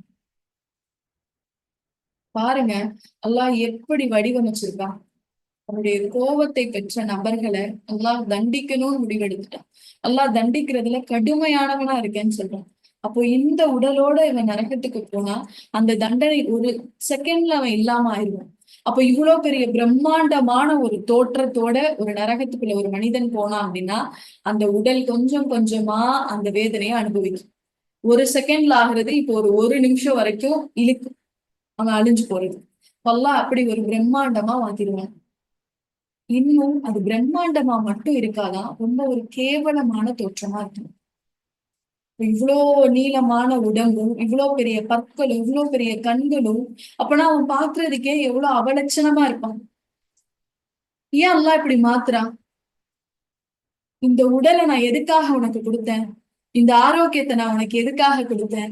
இந்த அழகை உனக்கு நான் எதுக்காக கொடுத்தேன்? இந்த பூமியில நீ வாழும் போது இத எல்லாத்தையும் பயன்படுத்தி எனக்கு நெருங்கின மாதிரி நீ வாழணும்னு தானே கொடுத்தேன். உன்னுடைய உடலும் உன்னுடைய ஆரோக்கியமும் எல்லாமே எனக்கானது தானே. அதெல்லாம் நான் உனக்கு அமானிதமா தானே கொடுத்தேன். என்னுடைய வழியில நீ அதை பயன்படுத்தணும்னு தானே நான் கொடுத்தேன். அதை எல்லாத்தையும் நீ இந்த உலக வாழ்க்கையில மூழ்கி போறதுக்கு பயன்படுத்திக்கிட்ட. எதெல்லாம் நான் உனக்கு என்னுடைய பாதையில் என்ன நெருங்க வரணுங்கிறதுக்காக கொடுத்தனோ அந்த விஷயங்களே நீ மூழ்கி இந்த உலகத்திலே நீ மூழ்கிட்ட. எதெல்லாம் இந்த உலகத்துல வாழும்போது உனக்கு பெருமையா நினைச்சியோ அதையே இன்றைக்கு நான் உனக்கு சிறுமையாக்கி காட்டுறேன் அப்படின்னு அல்லாஹ் என்ன செய்யறான்? அந்த நரகவாசிகளுடைய தோற்றத்தையே மாத்திடுறான். இப்போ இந்த அளவுக்குதான் நரகவாசிகளுடைய நிலை நரகத்துல இருக்கு. இப்ப நரகம் கொண்டு வந்து நிப்பாட்டப்படுது. ஒரு சின்ன ரீகால் மட்டும் பாத்துருவோம். நரகம் கொண்டு வந்து நிப்பாட்டப்படுது. நரகத்தை 70,000 சங்கிலிகளால இழுத்துட்டு வராங்க. ஒவ்வொரு சங்கிலியையும் 70,000 மலக்குமார்கள் இழுத்துட்டு வராங்க. இதெல்லாம் நம்ம போன வகுப்புல பார்த்தோம். இழுத்துட்டு வரும்போதே நரகம் என்ன செய்யும்? பெரிய கர்ஜனையை கொடுக்கும். தனக்கான மனிதர்களை தூரமா இருந்து அடையாளம் கண்டுபிடிச்சிடும். வந்து நிப்பாட்டின உடனே யா அல்லாஹ் எனக்கான மனிதர்களை என்கிட்ட கொடு அப்படின்னு சொல்லி கேட்கும். அல்லாஹ் கொடுத்துட்டு போதுமா அப்படின்னு கேட்பான். நரகம் என்ன சொல்லும்? அவ்வளவுதானா அப்படின்னு ஒரு வார்த்தையை பயன்படுத்தும். இந்த காட்சிகள் எல்லாத்தையும் மனிதன் பாக்குறான். தன்னுடைய பட்டோலைய இடது கையில ஒருத்தன் வாங்கிட்டான் அப்படின்னா அல்லாஹ் இப்ப அவனை எப்படி எல்லாம் இந்த நரகத்துக்குள்ள அனுப்புறான்னு பார்த்தோம். உள்ள அனுப்புனதுக்கு அப்புறம் இந்த நரகத்துடைய தண்டனைகளை அனுபவிக்கிறதுக்கு தகுந்த மாதிரியே அல்லாஹ் அவருடைய உடல் அமைப்பையும் என்ன செய்யறான்? மாத்துறான். இப்ப மாத்துனதுக்கு அப்புறமா எப்படி எப்படிலாம் அல்லாஹுடைய தண்டனை அவனுக்கு இருக்கு அப்படிங்கிறத பார்க்கணும். பொதுவான தண்டனைகள் அல்லாஹ் குர்ஆன்ல சொல்லும் போது சில தவறுகளுக்கு சில குறிப்பிட்ட தண்டனைகளையே அல்லாஹ் சொல்லிடுறான். பொதுவான தண்டனைகள், பொதுவா அவனுக்கு என்னென்ன வேதனைகள் இருக்கும் அப்படிங்கிறதையும் சொல்றான். அதையும் நம்ம போன வகுப்புல பார்த்தோம். அது போக எக்ஸ்ட்ரா உள்ளதையும் இன்ஷா அல்லாஹ் இன்னைக்கு பார்ப்போம். அதுல முதலாவது, மனிதன் நரகத்துக்கு போன உடனே அந்த நரகத்துடைய தண்டனை கடுமையானதா இருக்கும். எப்படி இருக்கும்னு பார்த்தோம்? ரொம்ப கடுமையானதா இருக்கும். இது வரைக்கும் அது மாதிரி ஒரு தண்டனைய அவன் வாழ்க்கையில அனுபவிச்சிருக்கவே மாட்டான். அதுக்கு நேத்து கூட நம்ம ஒரு நபிமொழி பார்த்தோம்ல, இந்த பூமியில எல்லா இன்பங்களையும் அனுபவிச்ச ஒரு மனிதன், நடுத்தரமா வாழ்ந்த மனிதன் கிடையாது. எப்படிப்பட்ட மனிதன்? எல்லா இன்பங்களையும் அனுபவிச்ச ஒரு மனிதன். சுகமான வாழ்க்கை, காரு, உணவு, சாப்பாடு, உடை எல்லாத்தையும் அனுபவிச்ச ஒரு மனிதன் நாளைக்கு அல்லாஹ் முன்னாடி போய் நிற்கும் போது அந்த மனிதனை தூக்கி அல்லாஹ் நரகத்துல லேசா ஒரு டிப் பண்ணி எடுப்பான். எடுத்த உடனே அந்த மனிதன் சொல்வானா, என் வாழ்க்கையில இது வரைக்கும் நான் எந்த இன்பமுமே அனுபவிச்சது இல்லையே அப்படின்னு சொல்லி. நரகத்துடைய அந்த ஒரு தீண்டுதல் அவனுக்கு இதுவரைக்கும் அனுபவிச்ச எல்லா நன்மைகளையும் மறக்கடிச்சு. இன்னும் இல்ல, பூமியில நம்ம வாழும் போதே ஏதாவது ஒரு உடல் நோய் ஏற்பட்டுருச்சுன்னு வச்சுக்கோங்களேன், ஒரு கல்லு வலி, இல்ல ஏதோ ஒரு தீராத வயிற்று வலி, அந்த வயிற்று வலியோ இல்ல அந்த வலி சரியாகிற வரைக்கும் நம்ம நிலைமை எப்படி இருக்கும்? எப்படா இது நம்ம விட்டு போகும்? அது வரைக்கும் நம்ம சந்தோஷமா இருந்த நாட்கள் கூட நமக்கு மறந்து போயிடும். நம்மளுடைய மனசுல இருக்கிறதெல்லாம் இந்த வலி எப்ப போகும்? உதாரணத்துக்கு பிரசவத்துல இருக்கக்கூடிய ஒரு பெண்ணா இருந்தா இவ்வளவு நாள் அவ வாழ்ந்ததோ அனுபவிச்சதோ எதுவுமே ஞாபகம் இருக்காது. எது மட்டும்தான் ஞாபகம் இருக்கும்? வலி வலி வலி. இது எப்ப போகும், இது எப்ப நம்ம இதுல இருந்து நம்ம வெளியில வருவோம் அப்படிங்கறதுதான் ஞாபகம் இருக்கும். அதே மாதிரிதான் நரகத்துடைய தண்டனையில ஒரு தீண்டுதல் பட்ட உடனே இந்த பூமியில சுகமா வாழ்ந்துட்டு இருந்த மனிதனுக்கு எல்லாமே மறந்துருமா. நான் எதுவுமே இது வரைக்கும் சுகம்னா எனக்கு என்னன்னே தெரியாதே அப்படின்னு அல்லா கிட்ட சொல்லுவாங்க. ரெண்டாவது, இந்த நரகத்துடைய தண்டனை எந்த அளவு கடுமையா இருக்கும் அப்படின்னா, மனிதன் அந்த தண்டனைக்கு பகரமாக எதை கொடுக்கறதுக்கும் தயாராயிருவான். அல்லா கிட்ட சொல்லுவானா, அல்லா என்ன மட்டும் விட்டுறேன், என்ன மட்டும் விட்டுறேன், இந்த தண்டனை எனக்கு ரொம்ப கடுமையா இருக்கே. சூரா மாரிஜ்ல அல்லாஹ் இதை சொல்றான். எப்படி எல்லாம் அந்த நரகவாசி என்கிட்ட பேரம் பேசுறான்னு பாருங்க அப்படி. என்ன மட்டும் விட்டுறேன், எனக்கு இந்த தண்டனையை அனுபவிக்க முடியலையே. இதுக்கு பகரமா நான் என்னுடைய குடும்பத்தை தந்துடவா? இதுக்கு பகரமா நான் என்னோட உடன் பிறந்தவங்களை தந்துடவா? என் தாய் தந்தையை இதுக்கு பகரமா தந்துடவா? என்னுடைய துணையை தந்துடவா? இதுக்கெல்லாம் மேல சொல்லுவானா, என் பிள்ளைகளை கூட எடுத்துக்குவேன் அப்படின்னு ஒரு அடியான் அல்லா கிட்ட கேட்பாங்க. இந்த நரகத்துடைய வேதனைக்கு பதிலா என்னுடைய பிள்ளைய கூட நீ எடுத்துக்குவேன். இந்த உலகத்துல எந்த தாயும் தந்தையும் விரும்பாத ஒரு விஷயம் தான் நல்லா இருக்கும்போது தன்னுடைய பிள்ளை சிரமப்படுறது. யாராவது விரும்புவாங்களா? இந்த பிள்ளைகளை சுகபோகமா வாழ வைக்கிறதுக்காக எத்தனை பெற்றோர் ஹராமா சம்பாதிக்கிறாங்க. ஹலால பத்தி யோசிக்கிறதே இல்ல. இந்த பிள்ளைகளுடைய தேவையை நிறைவேற்றி கொடுக்கறதுக்காக ஒரு தாய் எத்தனை தொழுகைகளை தாமதப்படுத்துறா. எவ்வளவு நாள் அல்லாஹ் கிட்ட நெருங்காம இருக்கா. இந்த பிள்ளைகளுக்காக நம்ம எந்த அளவுக்கு இறைவன் கிட்ட இருந்து தூரமாகிறோம். இவங்கதான் நம்மளுடைய ப்ரையாரிட்டியா மாறிடுறாங்க. எந்த ஒரு பெற்றோருக்கும் இதுதான் இல்லை. நானா இருந்தாலும் நீங்களா இருந்தாலும் பிள்ளைகள் தான் நம்மளுடைய முதல் சாய்ஸ். அதுக்கப்புறம் தான் நம்மளுக்கு இது வரைக்கும் நம்ம பெற்றோர்களை நம்ம முதன்மையா வச்சிருந்திருக்கோம். எங்க அம்மா அத்தா தான் அப்படின்னு. ஆனா ஒரு பிள்ளைன்னு வந்த உடனே அது அப்படியே பிள்ளைங்களுக்கு போயிடும். கணவரை விட இப்ப யார் மேலதான் அதிக பாசம் வைக்க ஆரம்பிச்சிருவாங்க? பெண்கள். இந்த குழந்தைங்க மேலதான். அப்படிப்பட்ட இந்த குழந்தையவே ஆணா இருந்தாலும் சரி பெண்ணா இருந்தாலும் சரி நரகத்துக்கு ஈடா அல்லா கிட்ட பேரம் பேசுவாங்க. யா அல்லா, எனக்கு பதிலா என் பிள்ளைய வேணா நீ எடுத்துக்கிறியா?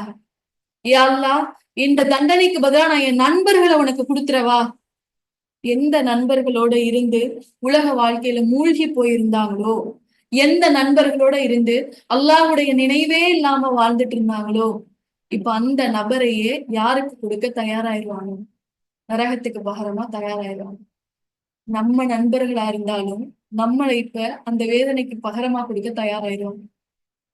நம்ம பெற்றோர்களும் நம்மளை பகரமா கொடுக்க தயாராயிருவாங்க. அல்லாஹ் நம்ம எல்லாரையும் இந்த நிலையில இருந்து காப்பாற்றணும். அல்லாஹ் இப்படிப்பட்ட ஒரு நிலையை நமக்கு ஏற்படுத்திடவே கூடாது. என்ன தவறு செஞ்சிருந்தாலும் அல்லாஹ் நம்மளுடைய தவறை மன்னிக்கணும்.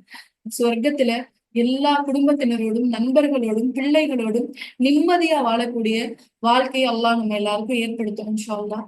அப்ப அல்லாஹ் இந்த சூரா மாரிஜ்ல சொல்லும் போது சொல்றான், மனிதன் தன்னுடைய நரக வேதனைக்கு பகரமாக தன்னுடைய குடும்பம், தாய் தந்தை, பிள்ளைகள், நண்பர்கள்னு எல்லாத்தையும் கொடுக்க தயாராயிருவான். இன்னும் அல்லாஹ் சொல்றான் இந்த பேரத்தை பத்தி 5வது அத்தியாயத்துடைய 36வது வசனத்துல சொல்லும் போது சொல்வானா, அல்லாஹ் சொல்றான் மனிதன் என்ன சொல்றான்னு கேட்பானா, யா அல்லாஹ் இந்த உலகத்துல உள்ளதையும் தரேன், இதை விட அதிகமானதையும் தரேன், என்னை விட்டுறியா அல்லாஹ் அப்படின்னு சொல்லி கேட்பாங்க. அந்த அளவுக்கு நரகத்துடைய தண்டனைகள் கடுமையானதா இருக்கு. அடுத்து பாருங்க, சூரா ஹஜ்ஜுடைய 19, 20 இந்த வசனத்துல அல்லாஹ் சொல்லும் போது சொல்றான், ஏற்கனவே நரகவாசிகளுக்கு உள்ள உணவு என்னென்ன அப்படிங்கிறத பார்த்தோம். குடிநீர் கேட்டா சூடான தண்ணி தான் அவங்களுக்கு கொடுக்கப்படுங்கிறதையும் பார்த்தோம். இப்ப என்ன அப்படின்னா, இந்த சூடான தண்ணி அவர்களுடைய தலைகள் மேல ஊற்றப்படும். இந்த சூடான தண்ணி என்ன செய்யப்படுமா? அவங்களுடைய தலைகள் மேல ஊற்றப்படும் அப்படின்னு அல்லாஹ் சொல்றான். அப்ப சுத்தி நெருப்பு இருக்கு, ஏற்கனவே உள்ள குடிக்கிறதும் சூடான தண்ணி தான், இப்போ மேல ஊத்துறதும் எதைதான் ஊத்துவாங்க? கொதிக்கக்கூடிய நீரை தான் ஊத்துவாங்க. அடுத்தது அல்லாஹ் 76வது அத்தியாயத்துடைய 4வது வசனத்திலையும் 73ல 12, 76ல 4, 73ல 12 இந்த வசனங்கள் அல்லாஹ் எதை பத்தி சொல்றான் அப்படின்னா, அவங்களை எப்படி சங்கிலிகளால நம்ம பிடிச்சு இணைச்சு வச்சிருக்கோம் சொல்றோம். இப்ப நரகத்துடைய வேதனையுடைய கடுமை என்ன தெரியுமா? ஒரு இடத்துல ரொம்ப வெப்பமா இருக்குன்னா இப்படி நகண்டு கூட அடுத்த இடத்துக்கு போக முடியாத அளவுக்கு சங்கிலிகளால அல்லாஹ் பிணைச்சிருப்பாங்க. ஆனா அந்த சங்கிலியுடைய நீளம் 70 முழம் இருக்கும். ஏன் இவ்வளோ பெரிய சங்கிலி நரகத்துல மனிதனுக்கு அப்படின்னா, இதுக்கு அறிஞர்கள் விளக்கம் கொடுக்கும் போது சொல்றாங்க, அந்த அடியானுக்கு ஒரு போலியா ஒரு மாயையை ஏற்படுத்துறதுக்காக நாங்க இப்படி செஞ்சிருக்கோம். அல்லாஹ் இப்படி செஞ்சிருக்கான். போலியா ஒரு மாயை அந்த அடியானுக்கு ஏற்படுத்துறதுக்காக இவ்வளவு பெரிய சங்கிலி இருக்கும்போது அவன் என்ன நினைச்சிருவானா, நம்ம கட்டப்படல, நம்ம நகர நகர அது வருது, நம்ம கட்டப்படல அப்படின்னு சொல்லி நரகத்துல இருந்து வெளியேறதுக்கு போகும்போது கரெக்டா அந்த சங்கிலி என்ன செஞ்சிருமா, அவனை திரும்ப உள்ள பிடிச்சு இழுத்து போட்டுருமா. அப்போ ஒவ்வொரு தடவையும் எவ்வளவு ஏமாற்றமா இருக்கு. நம்ம போக போக வருது, அப்ப வெளியில போயிடலாம் அப்படின்னு அவன் முயற்சி பண்ணி வரும்போது இந்த செயின் திரும்ப அவரை பிடிச்சு உள்ள இழுத்து போட்டுருமா. அப்போ நரகவாசிகளுக்கு ஒரு மாயையை ஏற்படுத்துறதுக்காக அல்லாஹ் இவ்வளவு நீள சங்கிலியை ஏற்படுத்தியிருக்கான் அப்படின்னு சொல்லி இமாம்கள் சொல்றாங்க. அடுத்து இந்த நரகத்துடைய தண்டனை எந்த அளவு கடுமையானதா இருக்கும் அப்படின்னு நம்ம பார்த்தோம்னா, யாரெல்லாம் வேதம் கொடுக்கப்பட்டு அதை நிராகரிச்சு இந்த பூமியில வாழ்ந்துட்டு இருந்தோம். நம்ம நினைச்சுக்கிறோம் வேதம் கொடுக்கப்பட்டு நிராகரிச்சவங்கன்னா யூதர்கள் கிறிஸ்துவர்கள் இல்லை. நம்மளுக்கு கொடுக்கப்பட்ட வேதத்தையும் நம்ம பின்பற்றாம நிராகரிச்சுட்டு இருந்தோம் அப்படின்னா, நமக்கு கொடுக்கப்பட்ட வேதத்தையும் நம்ம பின்பற்றாம நிராகரிச்சுட்டு இருந்தோம் அப்படின்னா நம்மளுக்கும் இந்த எச்சரிக்கை பொருள். அல்லாஹ் சொல்றான் 40வது அத்தியாயத்துடைய 71, 72வது வசனத்துல, இவர்கள் நரகத்துடைய சுடு தண்ணிகளுக்கு மத்தியில இழுத்து செல்லப்படுவார்கள். நரகத்துடைய அந்த சூடான தண்ணிகளுக்கு மத்தியில இவங்க என்ன செய்வாங்களாம், இழுத்துட்டு போகப்படுவாங்களாம். அப்ப நெருப்பும் இருக்கு, வெப்பமான தண்ணீரும் இருக்கு. இது நம்ம போன வகுப்புலயே பார்த்தோம் தானே. நரகத்துடைய எரிபொருளா அல்லாஹ் கல்ல வச்சிருக்கான், மனிதர்களை வச்சிருக்கான், தண்ணியையும் வச்சிருக்கான். ஏன்னா ஒரு தண்ணியை நீங்க சூடு பண்ணிட்டீங்கன்னா தண்ணியுடைய குணம் என்ன, அந்த வெப்பத்தை கொஞ்ச நேரம் அப்படியே உள்வாங்கி வச்சிருக்கும். அப்ப அதுக்காக அல்லாஹ் நரகத்துல தண்ணீரையும் வச்சிருக்கான், கொதிக்கின்ற தண்ணீர்களையும் வச்சிருக்கான். அதுக்கு நடுவுல எல்லாம் இந்த மனிதர்களை நாங்க என்ன செய்வோம், இழுத்துட்டு வருவோம் அப்படின்னு சொல்லி அல்லாஹ் தன்னுடைய திருமறை குர்ஆன்ல சொல்லி காட்டுறான். இன்னும் இதனுடைய கடுமையா அவங்க தன்னுடைய முகங்களால நடந்து வருவாங்க அப்படின்னு அல்லாஹ் சொல்றான்.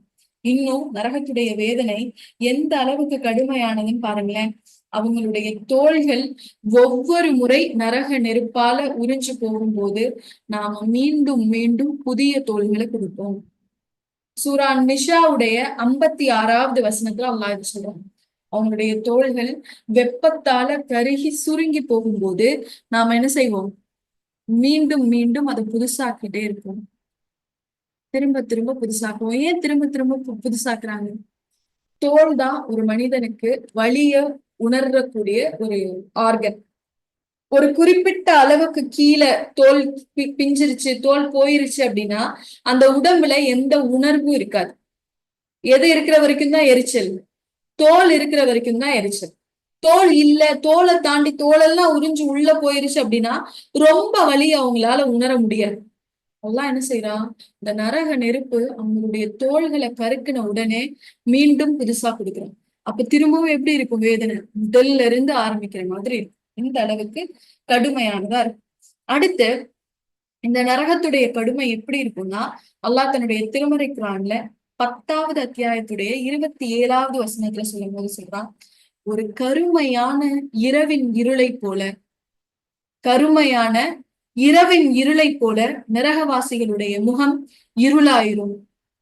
இந்த பூமியில எப்படி பிரகாசமான மனிதனா அவன் வாழ்ந்திருந்தாலும், பேரழகியாகவோ அழகனாகவோ வாழ்ந்திருந்தாலும், அவன் அல்லாஹ்வுடைய கட்டளைக்கு மாறு செஞ்சிருந்தான் அப்படின்னா நாளைக்கு மறுமையில அவனுடைய முகம் எப்படி இருக்கும், கருமையான இருளை போன்று இருளானதா இருக்கும் அப்படின்னு சொல்லி அல்லாஹ் சொல்றான். ஏன் அவங்க முகம் அவ்வளவு இருளா இருக்கு? ஏன்? தப்பே செய்யாத ஒரு மனிதனுடைய முகத்துக்கும் தப்பு செஞ்சு மாட்டிட்ட மனுஷனுடைய முகத்துக்கும் வித்தியாசம் இருக்கா இல்லையா? ஒரு தாயால தன்னுடைய பிள்ளை தப்பு செஞ்சிருக்கா இல்லையாங்கிறத முகத்தை பார்த்து கண்டுபிடிக்க முடியுமா இல்லையா? அந்த முகத்துல ஒரு பதட்டம் தெரியும், ஒரு இறுக்கம் வந்துரும். அப்ப அதை வச்சே இவங்க தப்பு செஞ்சிருக்காங்க அப்படிங்கிறத நம்மளால நமக்கு நெருங்கி இருக்கக்கூடிய மக்கள் கிட்ட நம்ம கண்டுபிடிச்சிட முடியும். இப்ப அந்த நாளைக்கு அவங்களுடைய முகம் இருளை விட கருப்பா இருக்கிறதுக்கான காரணம் என்னன்னா, அவங்களுடைய தவறுகளை நினைச்சு நினைச்சு அதுக்காக வெக்கப்பட்டு வெக்கப்பட்டு அவங்களுடைய முகம் அந்த அளவு கருமையா மாறிடும். இந்த பூமியில இருக்கும் போது வேணா யாரும் பார்க்கல, பெற்றோர் பார்க்கல, கூட பிறந்தவங்க பார்க்கல, யாருக்கும் தெரியாம நான் தப்பு செய்யறேன் அப்படின்னு அவங்க நினைச்சிட்டு செஞ்சுட்டு இருந்திருப்பாங்க. ஆனா நாளைக்கு மறுமையில போன உடனே அந்த தப்ப நினைச்சு இன்றைய நாள் நான் செஞ்ச தப்பு எல்லாருக்கும் தெரிஞ்சிருச்சே, இவ்வளவு நாள் பூமியில வாழும்போது நான் என்னை நல்லவனாவே காமிச்சிட்டு இருந்தேனே, இன்றைய தினம் நான் செஞ்ச தப்பெல்லாம் தெரிஞ்சிருச்சு, அல்லாஹ் என்ன நரகத்துக்கு அனுப்பிட்டான், நான் நரகவாசிங்கிறது தெரிஞ்சிருச்சே அப்படிங்கிற அந்த குற்ற உணர்ச்சியே அவங்களுடைய முகத்தை கருமையானதா மாத்துது. அடுத்து இந்த நரகத்துல இருக்கக்கூடிய தண்டனைகள்ல இன்னொன்னு என்னன்னா, அவங்களுடைய நெஞ்சு பகுதி வரைக்கும் நெருப்பு சூழ்ந்து இருக்கும். நெஞ்சு வரைக்கும் சூழ்ந்து இருக்கும். 29வது அத்தியாயத்துடைய 55வது வசனத்துல சொல்லும் போது அல்லாஹ் சொல்றான், கீழ இருந்து அவங்களை அப்படியே நெருப்பு சூழ்ந்து அவங்களுடைய நெஞ்சு பகுதி வரைக்கும் சூழ்ந்துரும். இன்னொன்னு, இந்த நரகத்துடைய கடுமையா அல்லாஹ் 39வது அத்தியாயத்துடைய 16வது வசனத்துல சொல்லும் போது சொல்றான், அவங்களுக்கு மேல் புறமும் நெருப்பாலான தட்டுகள் இருக்கும், அவங்களுடைய கீழ்ப்புறமும் நெருப்பாலான தட்டுகள் இருக்கும். அப்ப அல்லாஹ் இதன் மூலம் எதை உறுதி செய்யறான் அப்படின்னா, கடுமை கொஞ்சம் கூட குறைஞ்சிராது அப்படிங்கறத அல்லாஹ் நமக்கு மீண்டும் மீண்டும் நிரூபிக்கிறான். கடுமை என்ன செஞ்சிடாது, இந்த கடுமை கொஞ்சம் கூட குறையாது அப்படிங்கறது அல்லாஹ் என்ன செய்யறான், மீண்டும் மீண்டும் நிரூபிச்சுட்டே இருக்கான். இன்னும் இந்த நரகத்துல ஒரு மனிதன் அனுபவிக்கிற தண்டனைகள்லயே ரொம்ப எளிதான தண்டனை எது தெரியுமா? மனிதன் அனுபவிக்கிற தண்டனைகள்லயே ரொம்ப எளிதான தண்டனை, ரொம்ப இதுதான் நரகத்துல உள்ள சின்ன தண்டனை அப்படிங்கிறது எதுனா, நெருப்பாலான செருப்பு அணியிறது. அதுதான் ஒரு அடியானுக்கு இருக்கிறதுலே சிறிய தண்டனை. அப்போ அந்த நெருப்பாலான செருப்பு அணிஞ்ச உடனே அந்த வெப்பத்தின் காரணமாக அவருடைய மூளை உருகி கால் வழியா ஓடும் அப்படின்னு சொல்லி சொல்றாங்க. அப்போ இந்த தண்டனைகள் எல்லாம் எந்த அளவுக்கு கடுமையா இருக்கும்ங்கிறதுக்கு ஒரு உதாரணம் சொல்றாங்க, ஒரு கம்பாரிசன் சொல்றாங்க பாருங்களேன். இந்த பூமியில இருக்கக்கூடிய தண்டனைக்கும் மறுமையில இருக்கக்கூடிய தண்டனைக்கும் உள்ள வித்தியாசம் என்ன, வேறுபாடு. முதலாவது, இந்த உலகத்துல ஒரு தண்டனை நமக்கு கொடுக்கப்பட்டுச்சுன்னா என்றைக்காவது ஒரு நாள் அதுல இருந்து ஒரு விடுதலை கிடைக்கும். அப்படிதானே? பூமியில கொடுக்கப்படக்கூடிய தண்டனைகளுக்கு என்றாவது ஒரு நாள் விடுதலை இருக்கும். ஆனா மறுமையில இருக்கக்கூடிய தண்டனைக்கு எந்த ஒரு நாளும் விடுதலையே கிடையாது. அதுல இருந்து நம்ம வெளிவரவே முடியாது. பூமியில இருக்கக்கூடிய தண்டனை நம்ம இறந்துட்டா நின்றும். அதிக தண்டனை கொடுக்குறாங்க, வழியால நம்ம உயிர் போயிருச்சுன்னா அவ்வளவுதான். அதுக்கு மேல அந்த தண்டனையால நம்மள எதுவும் செய்ய முடியாது. ஆனா நரகத்துடைய தண்டனை எப்படி இருக்கும் அப்படின்னா, நம்ம இறந்து போனா திரும்ப உயிர் கொடுக்கப்பட்டு திரும்ப தண்டிக்கப்படும். இந்த பூமியுடைய தண்டனை எப்படி இருக்கும் அப்படின்னா, ஒரு கட்டத்துல நமக்கு அது பழகிரும். ஒரு கட்டத்துல அது நம்மளுக்கு என்ன செஞ்சிடும், பழகிரும். பழகிரும் அப்படின்னா வலி மறுத்துரும். அப்படியே வலியை அனுபவிச்சு அனுபவிச்சு அனுபவிச்சு அது மறுத்துரும், அந்த தன்மை குறைஞ்சிடும். ஆனா மறுமையில நரகத்துடைய தண்டனை எப்படி இருக்கும் அப்படின்னா, ஒவ்வொரு தடவையும் அதை முதல் தடவை அனுபவிக்கிற மாதிரியே அல்லாஹ் ஏற்பாடு செஞ்சான். ஒவ்வொரு தடவையும் முதல் தடவை அதை அனுபவிக்கிற மாதிரியே இருக்கும். அடுத்து, இந்த பூமியுடைய தண்டனை சில நேரங்கள்ல நம்ம குரூப்பா இவங்களுக்கெல்லாம் இந்த தண்டனை அப்படின்னும் போது நம்மளோட அந்த தண்டனையை சேர்ந்து அனுபவிக்கிறதுக்கு பக்கத்துல யாராவது மனிதர்கள் இருப்பாங்க. ஆனா நரகத்துல என்ன அப்படின்னா, தண்டனையுடைய தீவிரம் எப்படி இருக்குன்னா, தனித்தனியா அவங்க அனுபவிப்பாங்க. தங்களுடைய கவலைகளை பகிர்ந்துக்க கூட பக்கத்துல எந்த மனிதரும் இருக்க மாட்டாங்க. அல்லாஹ் ஒவ்வொருத்தரையும் தனிமையில வச்சு தண்டிக்கக்கூடியவனா இருக்கு. இந்த பூமியில நம்ம தண்டனையை அனுபவிச்சுட்டு இருந்தாலும், இங்க இருக்க சிறைச்சாலைகள்ல இருந்தாலும் குடும்பத்தை சந்திச்சு பேசுறதுக்கு ஒரு வாய்ப்பு கிடைக்கும். குடும்பத்தை சந்திச்சு பேசுறதுக்கு ஒரு வாய்ப்பு கிடைக்கும். நரகத்துடைய தண்டனை எப்படி இருக்குன்னா, எந்த குடும்ப நபர்களையும் சந்திச்சு நம்ம எதுவும் பேச முடியாது. எனக்காக துவா செய்யணும், எனக்காக பரிந்துரை பேசுங்க அப்படின்னும் எதுவுமே நம்ம சந்திச்சு பேச முடியாது. இந்த பூமியில இருக்கக்கூடிய தண்டனை எப்படி இருக்கும்னா, இந்த தண்டனையில இருந்து கொஞ்சம் நம்ம விடுபடணும், நம்ம மைண்ட் டிஸ்ட்ராக்ட் ஆகணும் அப்படின்னா ஏதாவது ஒரு நல்ல சூழலை நினைச்சுக்கலாம். ஒண்ணும் இல்லை, நமக்கு ரொம்ப முடியல, மனக்கவலையா இருக்கும் போது கூட நம்ம என்ன செய்வோம், நம்ம சந்தோஷமா இருந்த நாட்களை கொஞ்சம் நினைச்சு பார்ப்போம். நினைச்சு பார்க்கும்போது தற்காலிகமா இந்த வலி கொஞ்சம் குறைஞ்ச மாதிரி இருக்கும். இல்ல யார்கிட்டயாவது சிரிச்சு வாலண்டியரா நம்ம சிரிச்சு பேசும்போது நம்மளுடைய கஷ்டங்கள் அப்போதைக்கு ஒரு குறைஞ்ச மாதிரி ஒரு சின்ன ஒரு ரிலீஃப் கிடைக்கும். ஆனா மறுமையை பொறுத்த வரைக்கும், மறுமையுடைய தண்டனையை பொறுத்த வரைக்கும், இந்த பழைய நினைவுகளை நினைக்க நினைக்க அது இன்னும் நமக்கு மன அழுத்தத்தை ஏற்படுத்தும். பழைய நினைவுகளை நினைக்க நினைக்க மன அழுத்தத்தை ஏற்படுத்தும். இப்படி இருந்துட்டோமே இப்படி இருந்துட்டோமே அப்படிங்கிற எண்ணத்தை ஏற்படுத்தும். இதுதான் இம்மைக்கும் மறுமைக்குமான தண்டனையில் உள்ள வேறுபாடு. அல்லாஹ் நரகவாசிகளுக்காக தன்னுடைய அன்பு வேணான்னு உதறிட்டு போன மனிதர்களுக்காக அல்லாஹ் எப்படிப்பட்ட விஷயங்களை எல்லாம் தேர்வு செஞ்சு வச்சிருக்கான் பாருங்க. எப்படிப்பட்ட தண்டனைகள் எல்லாத்தையும் அல்லாஹ் தேர்வு செஞ்சிருக்காங்க. இறுதியா இந்த ஒரு தலைப்போட இன்ஷா அல்லாஹ் இந்த வகுப்பை நம்ம நிறைவு செஞ்சிருவோம். இந்த நரகத்துல அவங்க எப்படி பேசிக்குவாங்க, யார்கிட்ட பேசுவாங்க, என்னெல்லாம் பேசுவாங்க, நரகத்துல இருக்கக்கூடிய உரையாடல் என்னங்கிறத பார்க்கணும். சுவனத்துடைய உரையாடல் எப்படி இருக்கும் தெரியுமா? சுவனவாசிகள் தங்களுக்குள்ள பேசிக்குவாங்க. நான் அல்லாஹ் எனக்கு இப்படி வாக்கு கொடுத்திருந்தான், பொறுமையாளர்களுக்கு இது கொடுக்குறேன், அல்லாஹுடைய பாதையில தர்மம் பண்ணா நான் உங்களுக்கு இத கூலியா கொடுக்குறேன், அல்லாஹ் வாக்குறுதி கொடுத்திருந்தான், அந்த வாக்குறுதி எல்லாம் எனக்கு கிடைச்சிருச்சு தெரியுமா அப்படின்னு.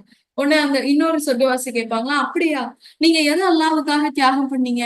நான் இதெல்லாம் அல்லாஹுக்காக தியாகம் பண்ணேன்னு சொர்க்கவாசி பேசுவேன். இப்ப மாத்தி மாத்தி தங்களுடைய வாழ்க்கைகளை பகிர்ந்துட்டு சந்தோஷமா பேசுவாங்களாம்.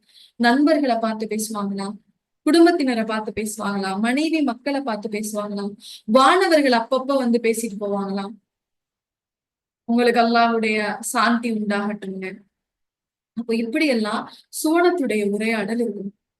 ஆனா நரகத்துடைய உரையாடல் எப்படி இருக்கும் தெரியுமா? முதலாவது இந்த நரகவாசிகளும் மலக்குமார்களும் என்ன பேசிக்கிறாங்கன்னு பாருங்களேன். அவங்க எப்பெல்லாம் புலம்புறாங்களோ, 67வது அத்தியாயத்துடைய 8வதுல இருந்து 10வது வசனம் வரைக்கும் இந்த நரகவாசிகள் எப்பெல்லாம் புலம்புறாங்களோ அப்பெல்லாம் மலக்குமார்கள் ஒரே விஷயத்த திரும்ப திரும்ப சொல்லுவாங்க. ஏன் உங்களுக்கு தூதர் வரலையா? அந்த மலக்குமார்களும் நரகத்துடைய காவலாளிகளும் இந்த நரகவாசிகளும் பேசிக்கிற வார்த்தை என்னவா இருக்கும்னா, இது ஒண்ணுதான் திரும்ப திரும்ப பேசுவாங்க. ஏன் உங்களுக்கு எச்சரிக்கை வரலையா? உங்களுக்கு அல்லாஹ் கிட்ட இருந்து அவனுடைய வேதம் வரலையா? அவனுடைய தண்டனையை பத்தின எச்சரிக்கை உங்களுக்கு வரலையான்னு கேட்பாங்க. ரெண்டாவது, இந்த நரகவாசிகள் என்ன செய்வாங்கன்னா, அந்த நரகத்துடைய காவலாளிகளை பார்த்து, அங்கங்க நிக்கக்கூடிய நரக காவலாளிகளை பார்த்து கேட்பாங்களா, போய் உங்க இறைவன் கிட்ட சொல்லுங்களேன், போய் உங்க இறைவன் கிட்ட சொல்லுங்களேன், இன்னைக்கு ஒரு நாளாவது எங்களுடைய வேதனையை குறைக்க சொல்லி உங்க இறைவன் கிட்ட சொல்லுங்களேன்னு சொல்லுங்க. ஆனா இந்த நரக காவலாளிகள் இதை எதையுமே காதுல வாங்கிக்க மாட்டாங்க. அப்படி ஒரு மனிதர் இருக்கிற மாதிரியே அவங்க நடந்துக்க மாட்டாங்க. அவங்க வாட்டுக்கு நின்னுட்டே இருப்பாங்க. நரக காவலாளிகளுடைய முகம் அந்த அளவுக்கு கடுகடுப்பா இருக்கும். சுவனத்துல உள்ள மலக்குமார்கள் எப்படி இருக்காங்க? இன்முகத்தோட வரவேற்கிறாங்கல்ல. ஆனா நரகத்துல இருக்கக்கூடிய மலக்குமார்களை பாருங்க, கடுமையா இறுக்கமா இருப்பாங்க. அந்த இறுக்கமே இன்னும் கொஞ்சம் இவங்களுக்கு பயமுறுத்தும். ஒண்ணும் இல்ல, நம்ம புதுசா ஒரு கிளாஸுக்கு போறோம். ஸ்கூல்ல எல்லாம் இதை நம்ம ஃபீல் பண்ணிருப்போம். ஒரு ஸ்டாண்டர்ட் முடிஞ்சு ஆனுவல் எக்ஸாம் முடிஞ்சு அடுத்த ஸ்டாண்டர்டுக்காக ஸ்கூலுக்கு போகும்போது நம்மளுடைய பெரிய எதிர்பார்ப்பு என்னவா இருக்கும்னா, யாரு கிளாஸ் டீச்சரா வருவாங்க, ரொம்ப ஸ்ட்ரிக்டான மிஸ் வந்துருவாங்களோ அப்படின்னு. ஏன்னா அவங்க நம்மள அடிக்கணும் திட்டணும்ன்றது தேவையில்லை. அவங்களுடைய அந்த விரப்பான முகமே நம்மளுக்கு ஒரு பயத்தை ஏற்படுத்தும். அப்படிப்பட்ட ஒரு பயத்தை நரகவாசிகளுக்கு இந்த மலக்குமார்கள் கொடுப்பாங்க. எப்பயும் இறுக்கமா இருப்பாங்க. போய் கேட்டா கூட எந்த பதிலும் சொல்ல மாட்டாங்க. அப்ப இந்த நரகவாசிகள் போய் கேட்பாங்க, எங்களுக்காக அல்லாஹ் கிட்ட பேசுங்களேன், எங்க வேதனையை குறைக்க சொல்லி சொல்லுங்களேன்னா அவங்க எதுவும் அதுக்கு பதில் பேச மாட்டாங்க. அடுத்து யார்கிட்ட போயிடுவாங்க? நரக காவலாளியான தலைவர் கிட்ட போவாங்க. காவலாளிகளுடைய தலைவரான மாலிக், வானவர் மாலிக் கிட்ட போவாங்களாம். இத பத்தி அல்லாஹ் 73வது அத்தியாயத்துடைய 74ல இருந்து 78வது வசனம் வரைக்கும் சொல்றாங்க. அவங்க போய் சொல்லுவாங்களா, மாலிக்கே, உங்க ரப்பு கிட்ட போய் சொல்லுங்க, உங்க ரப்பு கிட்ட போய் சொல்லுங்க, எங்களுடைய கதையை முடிக்க சொல்லி சொல்லுங்க, எங்களை கொன்ற சொல்லுங்க, எங்களுக்கு மரணத்தை கொடுத்துட சொல்லுங்க அப்படின்னு சொல்லி கெஞ்சுவாங்க. இப்ப நரகவாசிகள் பேசக்கூடிய வார்த்தை மாணவர்கள் கிட்ட எப்படி இருக்குன்னு பாருங்க. கெஞ்சல் தான். எங்களுக்காக வேதனையை குறைங்க, வேதனையை குறைக்க முடியாட்டியும் பரவாயில்ல, எங்களை மௌத்தாவாவது போக வச்சிருங்க, உயிரோட உயிரோட எங்களால இந்த வேதனையை மீண்டும் மீண்டும் அனுபவிக்க முடியலையே அப்படின்னு சொல்லி கெஞ்சுவாங்க. அடுத்து இந்த நரகவாசிகள் யார்கிட்ட பேசுவாங்கன்னா, தங்களுக்குள்ளேயே பேசிக்குவாங்க. இதெல்லாம் 37வது அத்தியாயத்துல சொல்லும் போது சொல்றோம், தங்களுக்குள்ளேயே பேசிக்குவாங்க. அங்க அந்த மனிதர்கள் அவங்க தலைவர்கள் கிட்ட சொல்லுவாங்க, நீங்க சொன்னனாலதானே நாங்க பின்பற்றினோம், உங்களாலதானே நாங்க வழி தவறி வந்தோம். அந்த தலைவர்கள் சொல்லுவாங்கன்னா, நாங்களாம் உங்களை வழிகெடுக்கல, நீங்க உறுதியா இல்லாததால வழிகெட்டு போயிட்டீங்க, நாங்களும் தான் இந்த நாள்ல வழிகெட்டு இருக்கோம், நாங்களும் தான் ஏமாற்றம் அடைஞ்சிருக்கோம் அப்படின்னு சொல்லி அவங்களுடைய துக்கத்தை அவங்களுக்குள்ளேயே பகிர்ந்துக்குவாங்க. அடுத்து இந்த அவங்களுக்குள்ளேயே பேசும்போது ஷைத்தான் கிட்டையும் பேசுவாங்க. இப்படி பண்ணிட்டியே அப்படின்னு யார்கிட்ட கேட்பாங்களாம்?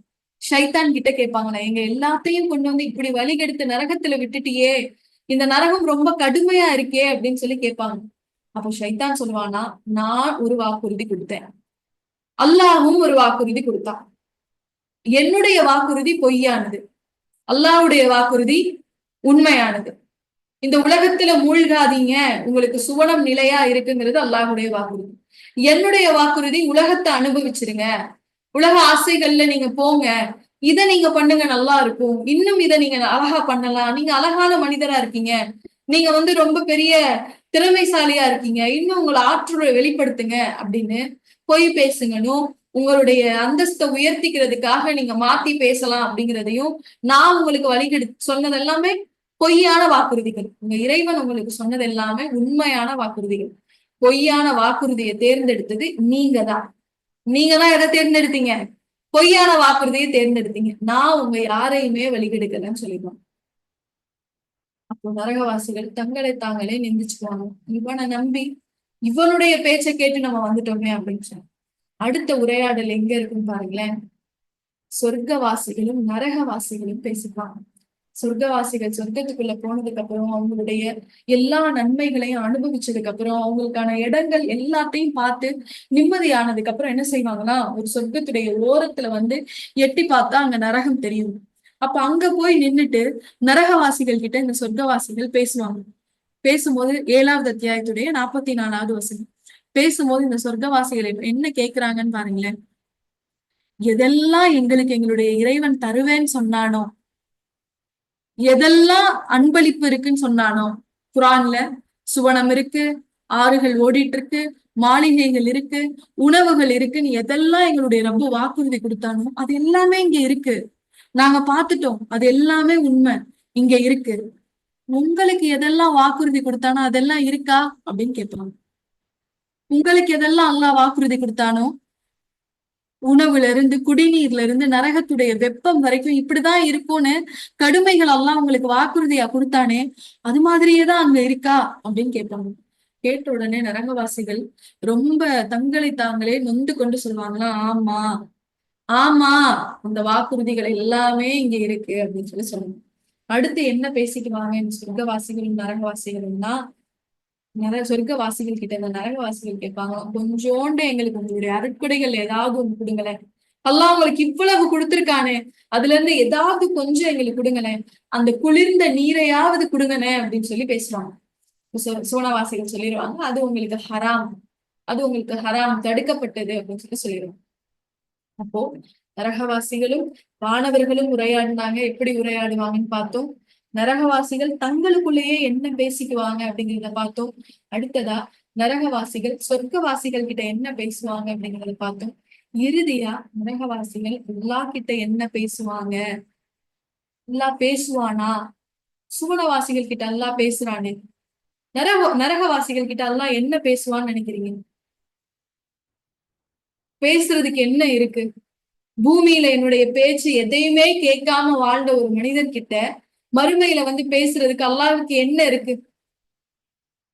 நம்ம சொல் பேச்சே கேட்காத பிள்ளை, நம்ம எவ்வளவு சொல்லியும் நம்மளுடைய நல்ல வழிக்கே வராத ஒரு பிள்ளை நம்மளுடைய கஷ்டமான நேரத்துல ஒண்ணு நம்ம கிட்ட பேசணும்னு நினைக்கும் போது நமக்கு எப்படி இருக்கும்? இது நாள் வரைக்கும் நான் சொன்னதை ஏதாவது நீ கேட்டியா? உனக்கு ஒரு நஷ்டம் ஏற்பட்டோன்னே ஏன் என்கிட்ட வர்ற அப்படின்னு சொல்லிதானே கேட்பேன். உனக்கு ஒரு தேவை இருக்கும் போது ஏன் வர்ற? நான் உன்னை நல்வழிப்படுத்ததான முயற்சிச்சேன் அப்படின்னு. அதே போல இந்த நரகவாசிகள் இறுதியா அல்லாஹ் கிட்ட போயிருவாங்க. 23வது அத்தியாயத்துடைய 107, 108 வசனத்துல அல்லாஹ் சொல்றான். நரகவாசிகள் இறுதியா அல்லாஹ் கிட்ட போய் பேசுவாங்களாம், யா அல்லாஹ், எங்கள் இறைவனே, நீ எங்களை இதுல இருந்து வெளியில கொண்டு வந்துறியா அல்லாஹ், இந்த நரகத்துல இருந்து எங்களை வெளியில கொண்டு வந்துறியா அல்லாஹ், நீ மட்டும் எங்களை அப்படி வெளியில கொண்டு வந்துட்டேன்னா அதுக்கப்புறம் நாங்க எந்த பாவமுமே செய்ய மாட்டோம். அப்படி வெளியில வந்ததுக்கு அப்புறமும் நாங்க பாவம் செஞ்சா அப்ப வேணா நீ எங்களை அநியாயக்காரர்களா எடுத்துக்கோ, அது வரைக்கும் நீ எங்களை இதுக்குள்ள இருந்து வெளியில எடுத்துரு ரப்பே அப்படின்னு கெஞ்சுவாங்க. கெஞ்சும் போது அல்லாஹ் சொல்லிடுவாங்க, நீங்க அங்கேயே இருங்க, நீங்க அங்கேயே இருங்க, உங்களுடைய இருப்பிடம் அதுதான், இன்னைக்கு என்கிட்ட நீங்க பேசாதீங்க அப்படின்னு நல்லா சொல்லிடுவேன். உங்ககிட்ட நான் பேச மாட்டேன் அப்படின்னு நல்லா சொல்லிடுவேன். நாளைக்கு நம்ம மறுமையில போய் நிக்க போறோம் அப்படின்னா நம்மளுடைய நிலை என்னவா இருக்கும்? அல்லாஹ் நம்ம கிட்ட பேச விருப்பப்படுவானா, இல்ல பேச வேணாம்னு அல்லாஹ் முடிவெடுத்துவானா? இதை தீர்மானிக்க போறது எது? மறுமையில அல்லாஹ் நம்ம கிட்ட பேச ஆசைப்பட்டு நம்ம எல்லாத்தையும் சொர்க்கவாசிகளா நம்ம இருந்தோம்னா நம்ம எல்லாரையும் ஒன்று கூட்டி உங்களுக்கு எல்லாம் கிடைச்சிருச்சான்னு நம்ம ரப்பு கேட்கறது எப்படி இருக்கும்? நீ எவ்வளவு அழுது புலம்புனாலும் உன்னுடைய இடம் இதுதான், இதுல இருந்து நீ வெளியில வரவே முடியாதுன்னு கண்டிப்பா சொல்றது எப்படி இருக்கும்? சொர்க்கவாசிகள் கிட்ட எல்லாம் எவ்வளவு ஆசை ஆசையா பேசுறாங்க. எல்லாமே கிடைச்சிருச்சா அப்படின்னு கேட்பாங்க. எல்லாம் எங்களுக்கு எல்லாமே கிடைச்சிருச்சு, வேற எதுவுமே உங்களுக்கு வேணாமா? சொர்க்கவாசிகள் கேட்பாங்களா, யாரெல்லாம் எல்லாமே இருக்கு, எங்களுக்கு எதுவுமே வேண்டாமே, எல்லா இன்பங்களும் உங்களுக்கு கிடைச்சிருச்சா? எல்லாம் இவ்வளவு ஆசையா சூனவாசிகள்கிட்ட பேசணும். நம்ம இந்த பூமியில வாழ்றதுடைய நோக்கம் என்ன? யார நம்ம இறைவனா எடுத்துட்டு வாழ்றோம்? யார அஞ்சி வாழ்றோம்? யாருக்காக நம்மளுடைய தொழுகைகள்? யாருக்காக நம்மளுடைய நோன்பு? எல்லாமே அந்த ரப்பு ஒருவனுக்காக தானே. இப்ப அவனை பார்க்க முடியாம அவன்கிட்ட பேச முடியாத மனிதர்களா நம்ம ஆயிட்டோம்னா நம்மளுடைய நிலைதான் இந்த உலகத்துல இருக்கிறதுலே மோசமான ஒரு நிலை. அதுதான் நாளைக்கு அல்லாஹ் நம்ம கிட்ட பேச மாட்டேன்னு சொல்றதுதான். சுவனவாசிகள் சொல்லுவாங்களாம், அல்லாஹ் எல்லாமே எங்களுக்கு நீ கொடுத்துட்ட. அல்லாஹ் கேட்பானா, என்ன நீங்க பார்க்க வேணாமா ஓ அப்படி? சுவனவாசிகள் ஆமா அல்லாஹ் உன்னை பார்க்க விருப்பப்படுறோம் அப்படின்னு சொன்ன உடனே அல்லாஹ் தன்னுடைய உண்மையான தோற்றத்தோட இந்த சுவனவாசிகள் முன்னாடி வந்து நிற்பான். சொர்க்கவாசிகள் அதுல மெய் மறந்து போயிருவாங்க. இந்த காட்சி ஒரு புறம் நடந்துட்டு இருக்கும். அதே நேரத்துலதான் இன்னொரு புறம் நரகத்துல மனிதர்கள் அல்லாஹ் கிட்ட கெஞ்சிட்டு இருப்பாங்க, அல்லாஹ் எங்களை வெளியில எடுத்துரு. அல்லாஹ் சொல்லிடுவான், நான் அவங்க கிட்ட பேச மாட்டேன். இந்த ரெண்டு நிலையையும் தீர்மானிக்கிறது யாரு? ரப்பா. யார் தீர்மானிக்கிறா? யார் கையில இருக்கு இந்த முடிவு? யாருடைய கையில இருக்கு? நம்ம கையில தானே இருக்கு. அல்லாஹ் அதை நம்ம கிட்ட கொடுத்துட்டேன்னு சொல்றான்ல. நீங்கள் நன்மை செஞ்சு உங்களுக்கும் சுவனத்துக்கும் இடையே உள்ள தூரத்தை குறைச்சிக்கிறது உங்களுடைய கையில தான் இருக்கு. நீங்க தீமைகள் செஞ்சு உங்களுக்கும் நரகத்துக்கும் இடையே உள்ள தூரத்தை குறைச்சிக்கிறது உங்களுடைய கையில தான் இருக்கு. இப்ப எந்த தூரத்தை குறைச்சிக்கிற மாதிரி நம்ம நம்மளுடைய வாழ்க்கையை அமைச்சுக்க போறோம்? நன்மைகளை அதிகம் செஞ்சு சுவனத்துக்கு ஈஸியா போக போறோம், இல்ல தீமைகளை அதிகம் செஞ்சு அல்லாஹ் எச்சரிக்கக்கூடிய இந்த நபர்கள்ல ஒருத்தரா நம்ம மாற போறோம்? அல்லாஹ் நம்ம ஒவ்வொருத்தரையும் பாதுகாக்கணும். இந்த இழிவான மனிதர்களுடைய நிலையில நம்மளுடைய ரப்பு நம்மளை எப்பயும் நிறுத்திடக்கூடாது. அல்லாஹுடைய அன்பை பெறக்கூடிய விஷயங்கள்லாம் அல்லாஹ் நம்மளை ஈடுபட செய்யணும். நன்மையான காரியங்கள் அதிகம் செஞ்சு அவனுடைய அன்பை அதிகம் தேடி பயணிக்கக்கூடிய மக்களாக அல்லாஹ் உங்களையும் என்னையும் ஆக்கியவர்கள் இன்ஷா அல்லாஹ். இந்த கடுமைகளை பார்க்கும்போது நான் ஆரம்பத்துல இருந்து சொல்லக்கூடிய விஷயம் இது ஒண்ணுதான். என்ன வெறும் எச்சரிக்கைகள் மட்டும்தானா அப்படின்னா அப்படி இல்ல. குரான்ல அல்லாஹ் எங்கேயுமே எச்சரிக்கைகள்னு தனியா தொகுத்து சொல்லல. நரகத்தை பத்தி அல்லாஹ் சொல்லியிருக்கிறது ரொம்ப கம்மியான விஷயங்கள் தான். எங்கெல்லாம் அல்லாஹ் நரகத்தை பத்தி சொல்றானோ அந்த இடத்துல எல்லாம் அதை விட அதிகமா அல்லாஹ் சொர்க்கத்தை பத்தி சொல்றான். தன்னுடைய கருணை தன்னுடைய கோபத்தை மிகச்சிருச்சுன்னு அல்லாஹ் லவ்ஹுல் மௌஃபுல்ல எழுதி வச்சிருக்கான். நம்மளுடைய ரப்பு கடினமானவன் இல்ல. இப்ப இந்த எச்சரிக்கைகள் எல்லாம் யாருக்கு? யாருக்கு? தன்னை உண்மையா நேசிக்கக்கூடிய அடியார்களுக்கு. யார் அல்லாஹ்வை உண்மையா நேசிக்கிறாங்களோ, அல்லாஹ்வுடைய தன்மையை முழுசா விளங்கிக்கிறாங்களோ, அவன் எந்த அளவுக்கு அர் ரஹ்மான், எந்த அளவுக்கு அர் ரஹீம், அவன் எப்படி மன்னிக்கிறான், அவன் எப்படி உணவளிக்கிறான், அவன் எப்படி தேவைகளை நிறைவேற்றி கொடுக்குறான், அவன் எந்த அளவுக்கு நம்மளுடைய பிரார்த்தனைகளை செவியேற்கிறான்னு யார் முழுமையா அல்லாஹுவை பத்தி தெரிஞ்சுக்கிறாங்களோ அந்த மனிதர்களுக்கு இந்த எச்சரிக்கைகள் அனைத்தும் அல்லாஹுடைய அன்பின் வெளிப்பாடா மட்டும்தான் தெரியும். இது அல்லாஹுடைய கோபமா அவருக்கு தெரியவே தெரியாது. எப்படி தெரியும்? அல்லாஹுடைய அன்பின் வெளிப்பாடு. அல்லாஹ் நினைச்சிருந்தா நரகம் எப்படி இருக்குன்னு சொல்லாம அப்படியே மூடி மறைச்சிருக்கலாம் தானே. அல்லாஹ் நினைச்சிருந்தா நரகம் எப்படி இருக்குன்னு சொல்லாமலே அல்லாஹ் மூடி மறைச்சிருக்கலாமே. சொர்க்கத்தை மட்டும் சொல்லிட்டு கோபம், என்னோட கோபம் பயங்கரமானது, அதை நீங்க மறுமையில வந்து பாத்துக்கோங்கன்னு அல்லாஹ் சொல்லியிருக்கலாமே. ஏன் அல்லாஹ் தன்னுடைய கோபத்தையும் குரான்ல சொல்றான்? சொல்றதுடைய நோக்கம் என்ன? தன்னுடைய அன்பானவர்களுக்கு அல்லாஹ் எச்சரிக்கிறான். யார நம்ம எச்சரிப்போம்? நம்ம வீட்டு பிள்ளைய தானே எச்சரிப்போம். நமக்கு விருப்பமான பிள்ளைய தானே எச்சரிப்போம். நம்மளுடைய அன்பானவர்களை தானே நம்ம எச்சரிப்போம். ரோட்ல போற எல்லாரையுமா நம்ம எச்சரிக்கை செய்வோம்? நம்ம பிள்ளை போகும்போதுதான் ஹெல்மெட் போட்டியா, ஷாலை சரியா கட்டிட்டு போறியா, வண்டியில கீழே விழுந்துடாத, ஸ்கூலுக்கு போகும்போது இப்படி நடந்துக்கணும், நம்ம பிள்ளைகளை தானே நம்ம எச்சரிப்போம். அடுத்த வீட்டு பிள்ளை ஒழுங்கா ஆடை ஒரு ஷாலை சரியா போடாட்டி கூட அதை போய் நம்ம சொல்ல மாட்டோமே, நம்மளுக்கு அது உரிமை இல்லையே, எச்சரிக்கை கொடுக்க மாட்டோமே. அல்லாஹ் இந்த குர்ஆன் முழுக்க தன்னுடைய கடுமையை வெளிப்படுத்தி சொல்றது எல்லாமே தன்னுடைய அன்பானவர்களுக்காக அல்லாஹ் சொல்லக்கூடிய விஷயம். இதை நம்மளுடைய மனசுல ஆழமா பதிச்சுக்கணும். அல்லாஹ் மேல அதிருப்தி அடைஞ்சிடக்கூடாது. என் ரப்பு என்னை எப்படி நேசிக்கிறான், முன்னதாவே எல்லாத்தையும் எனக்கு சொல்றான் பாரு. இதெல்லாம் கடுமையானது நரகத்துல, நீ இந்த பக்கம் எல்லாம் போயிராது சொல்லுவான் தானே. ஒண்ணும் இல்லை, இங்க இருந்து உம்ரா போனா கூட முன்னாடியே உம்ரா போயிட்டு வந்தவங்க ஆலோசனை கொடுப்பாங்க. அதாவது எல்லாத்தையும் அவங்க கரெக்டா செஞ்சிடணுங்கிறதுக்காக, நீங்க இப்படி போயிருங்க அப்படி போயிருங்க, லேட்டா போயிடாதீங்க, உணவு இருக்காது, உணவு இல்லாட்டி நீங்க உங்களுக்கு தவாஃப் செய்ய போற நேரம் உங்களுக்கு லேட் ஆயிரும். இப்ப எச்சரிக்கைகள் அனைத்தும் அன்பின் வெளிப்பாடு. அல்லாஹுடைய இந்த எச்சரிக்கைகளை, இந்த கடுமைகள் அனைத்துமே அல்லாஹ் நம்ம மேல வச்சிருக்க அன்பிற்கான வெளிப்பாடு. அல்லாஹ் நம்மளை நேசிக்கிறாங்கிறதுக்கான வெளிப்பாடு. இது கருமையான பாதை, இது முற்கள் நிறைந்த பாதை, இங்க நீங்க வந்துடாதீங்க அப்படிங்கிற எச்சரிக்கையை அல்லாஹ் கொடுக்குறான். என்னுடைய அன்பான பாதை ஒண்ணு இருக்கு, என்னுடைய அருள் நிறைந்த பாதை ஒண்ணு இருக்கு, அதுக்கு எப்படி வரணுங்கிறத மட்டும் நீங்க சிந்திங்க அப்படின்னு எந்த ஒரு அடியானை அல்லாஹ் நேசிக்க ஆரம்பிச்சிட்டானோ, எந்த ஒரு அடியானை அல்லாஹ் நேசிக்க ஆரம்பிச்சிட்டானோ, அந்த அடியானுக்கும் சொர்க்கத்துக்கும் இடையே உள்ள தூரத்தை அல்லாஹ்வே குறைச்சிருவான். அதற்கு நன்மை செய்யக்கூடிய வாய்ப்புகளை கொடுத்து கொடுத்து அந்த தூரத்தை அல்லாஹ்வே குறைச்சு சுவனவாசியா மாற்றிடும். இப்படி இறைவனுடைய அன்பை பெற்றவர்களாக நாளை சுவனத்தில், உயர்ந்த சுவனமான ஜன்னத்துல் ஃபிர்தௌஸ் எனும் சுவனத்தில் நுழையக்கூடியவர்களாக நாம் ஒவ்வொருவரும் இருக்க வேண்டும் அப்படிங்கிற பிரார்த்தனையோட இன்றைய அமர்வை நிறைவு செய்கிறேன். வாஹிர தௌனா அல்ஹம்துலில்லாஹி ரப்பில் ஆலமீன். அஸ்ஸலாமு அலைக்கும் வரஹ்மத்துல்லாஹி வபரகாத்துஹு.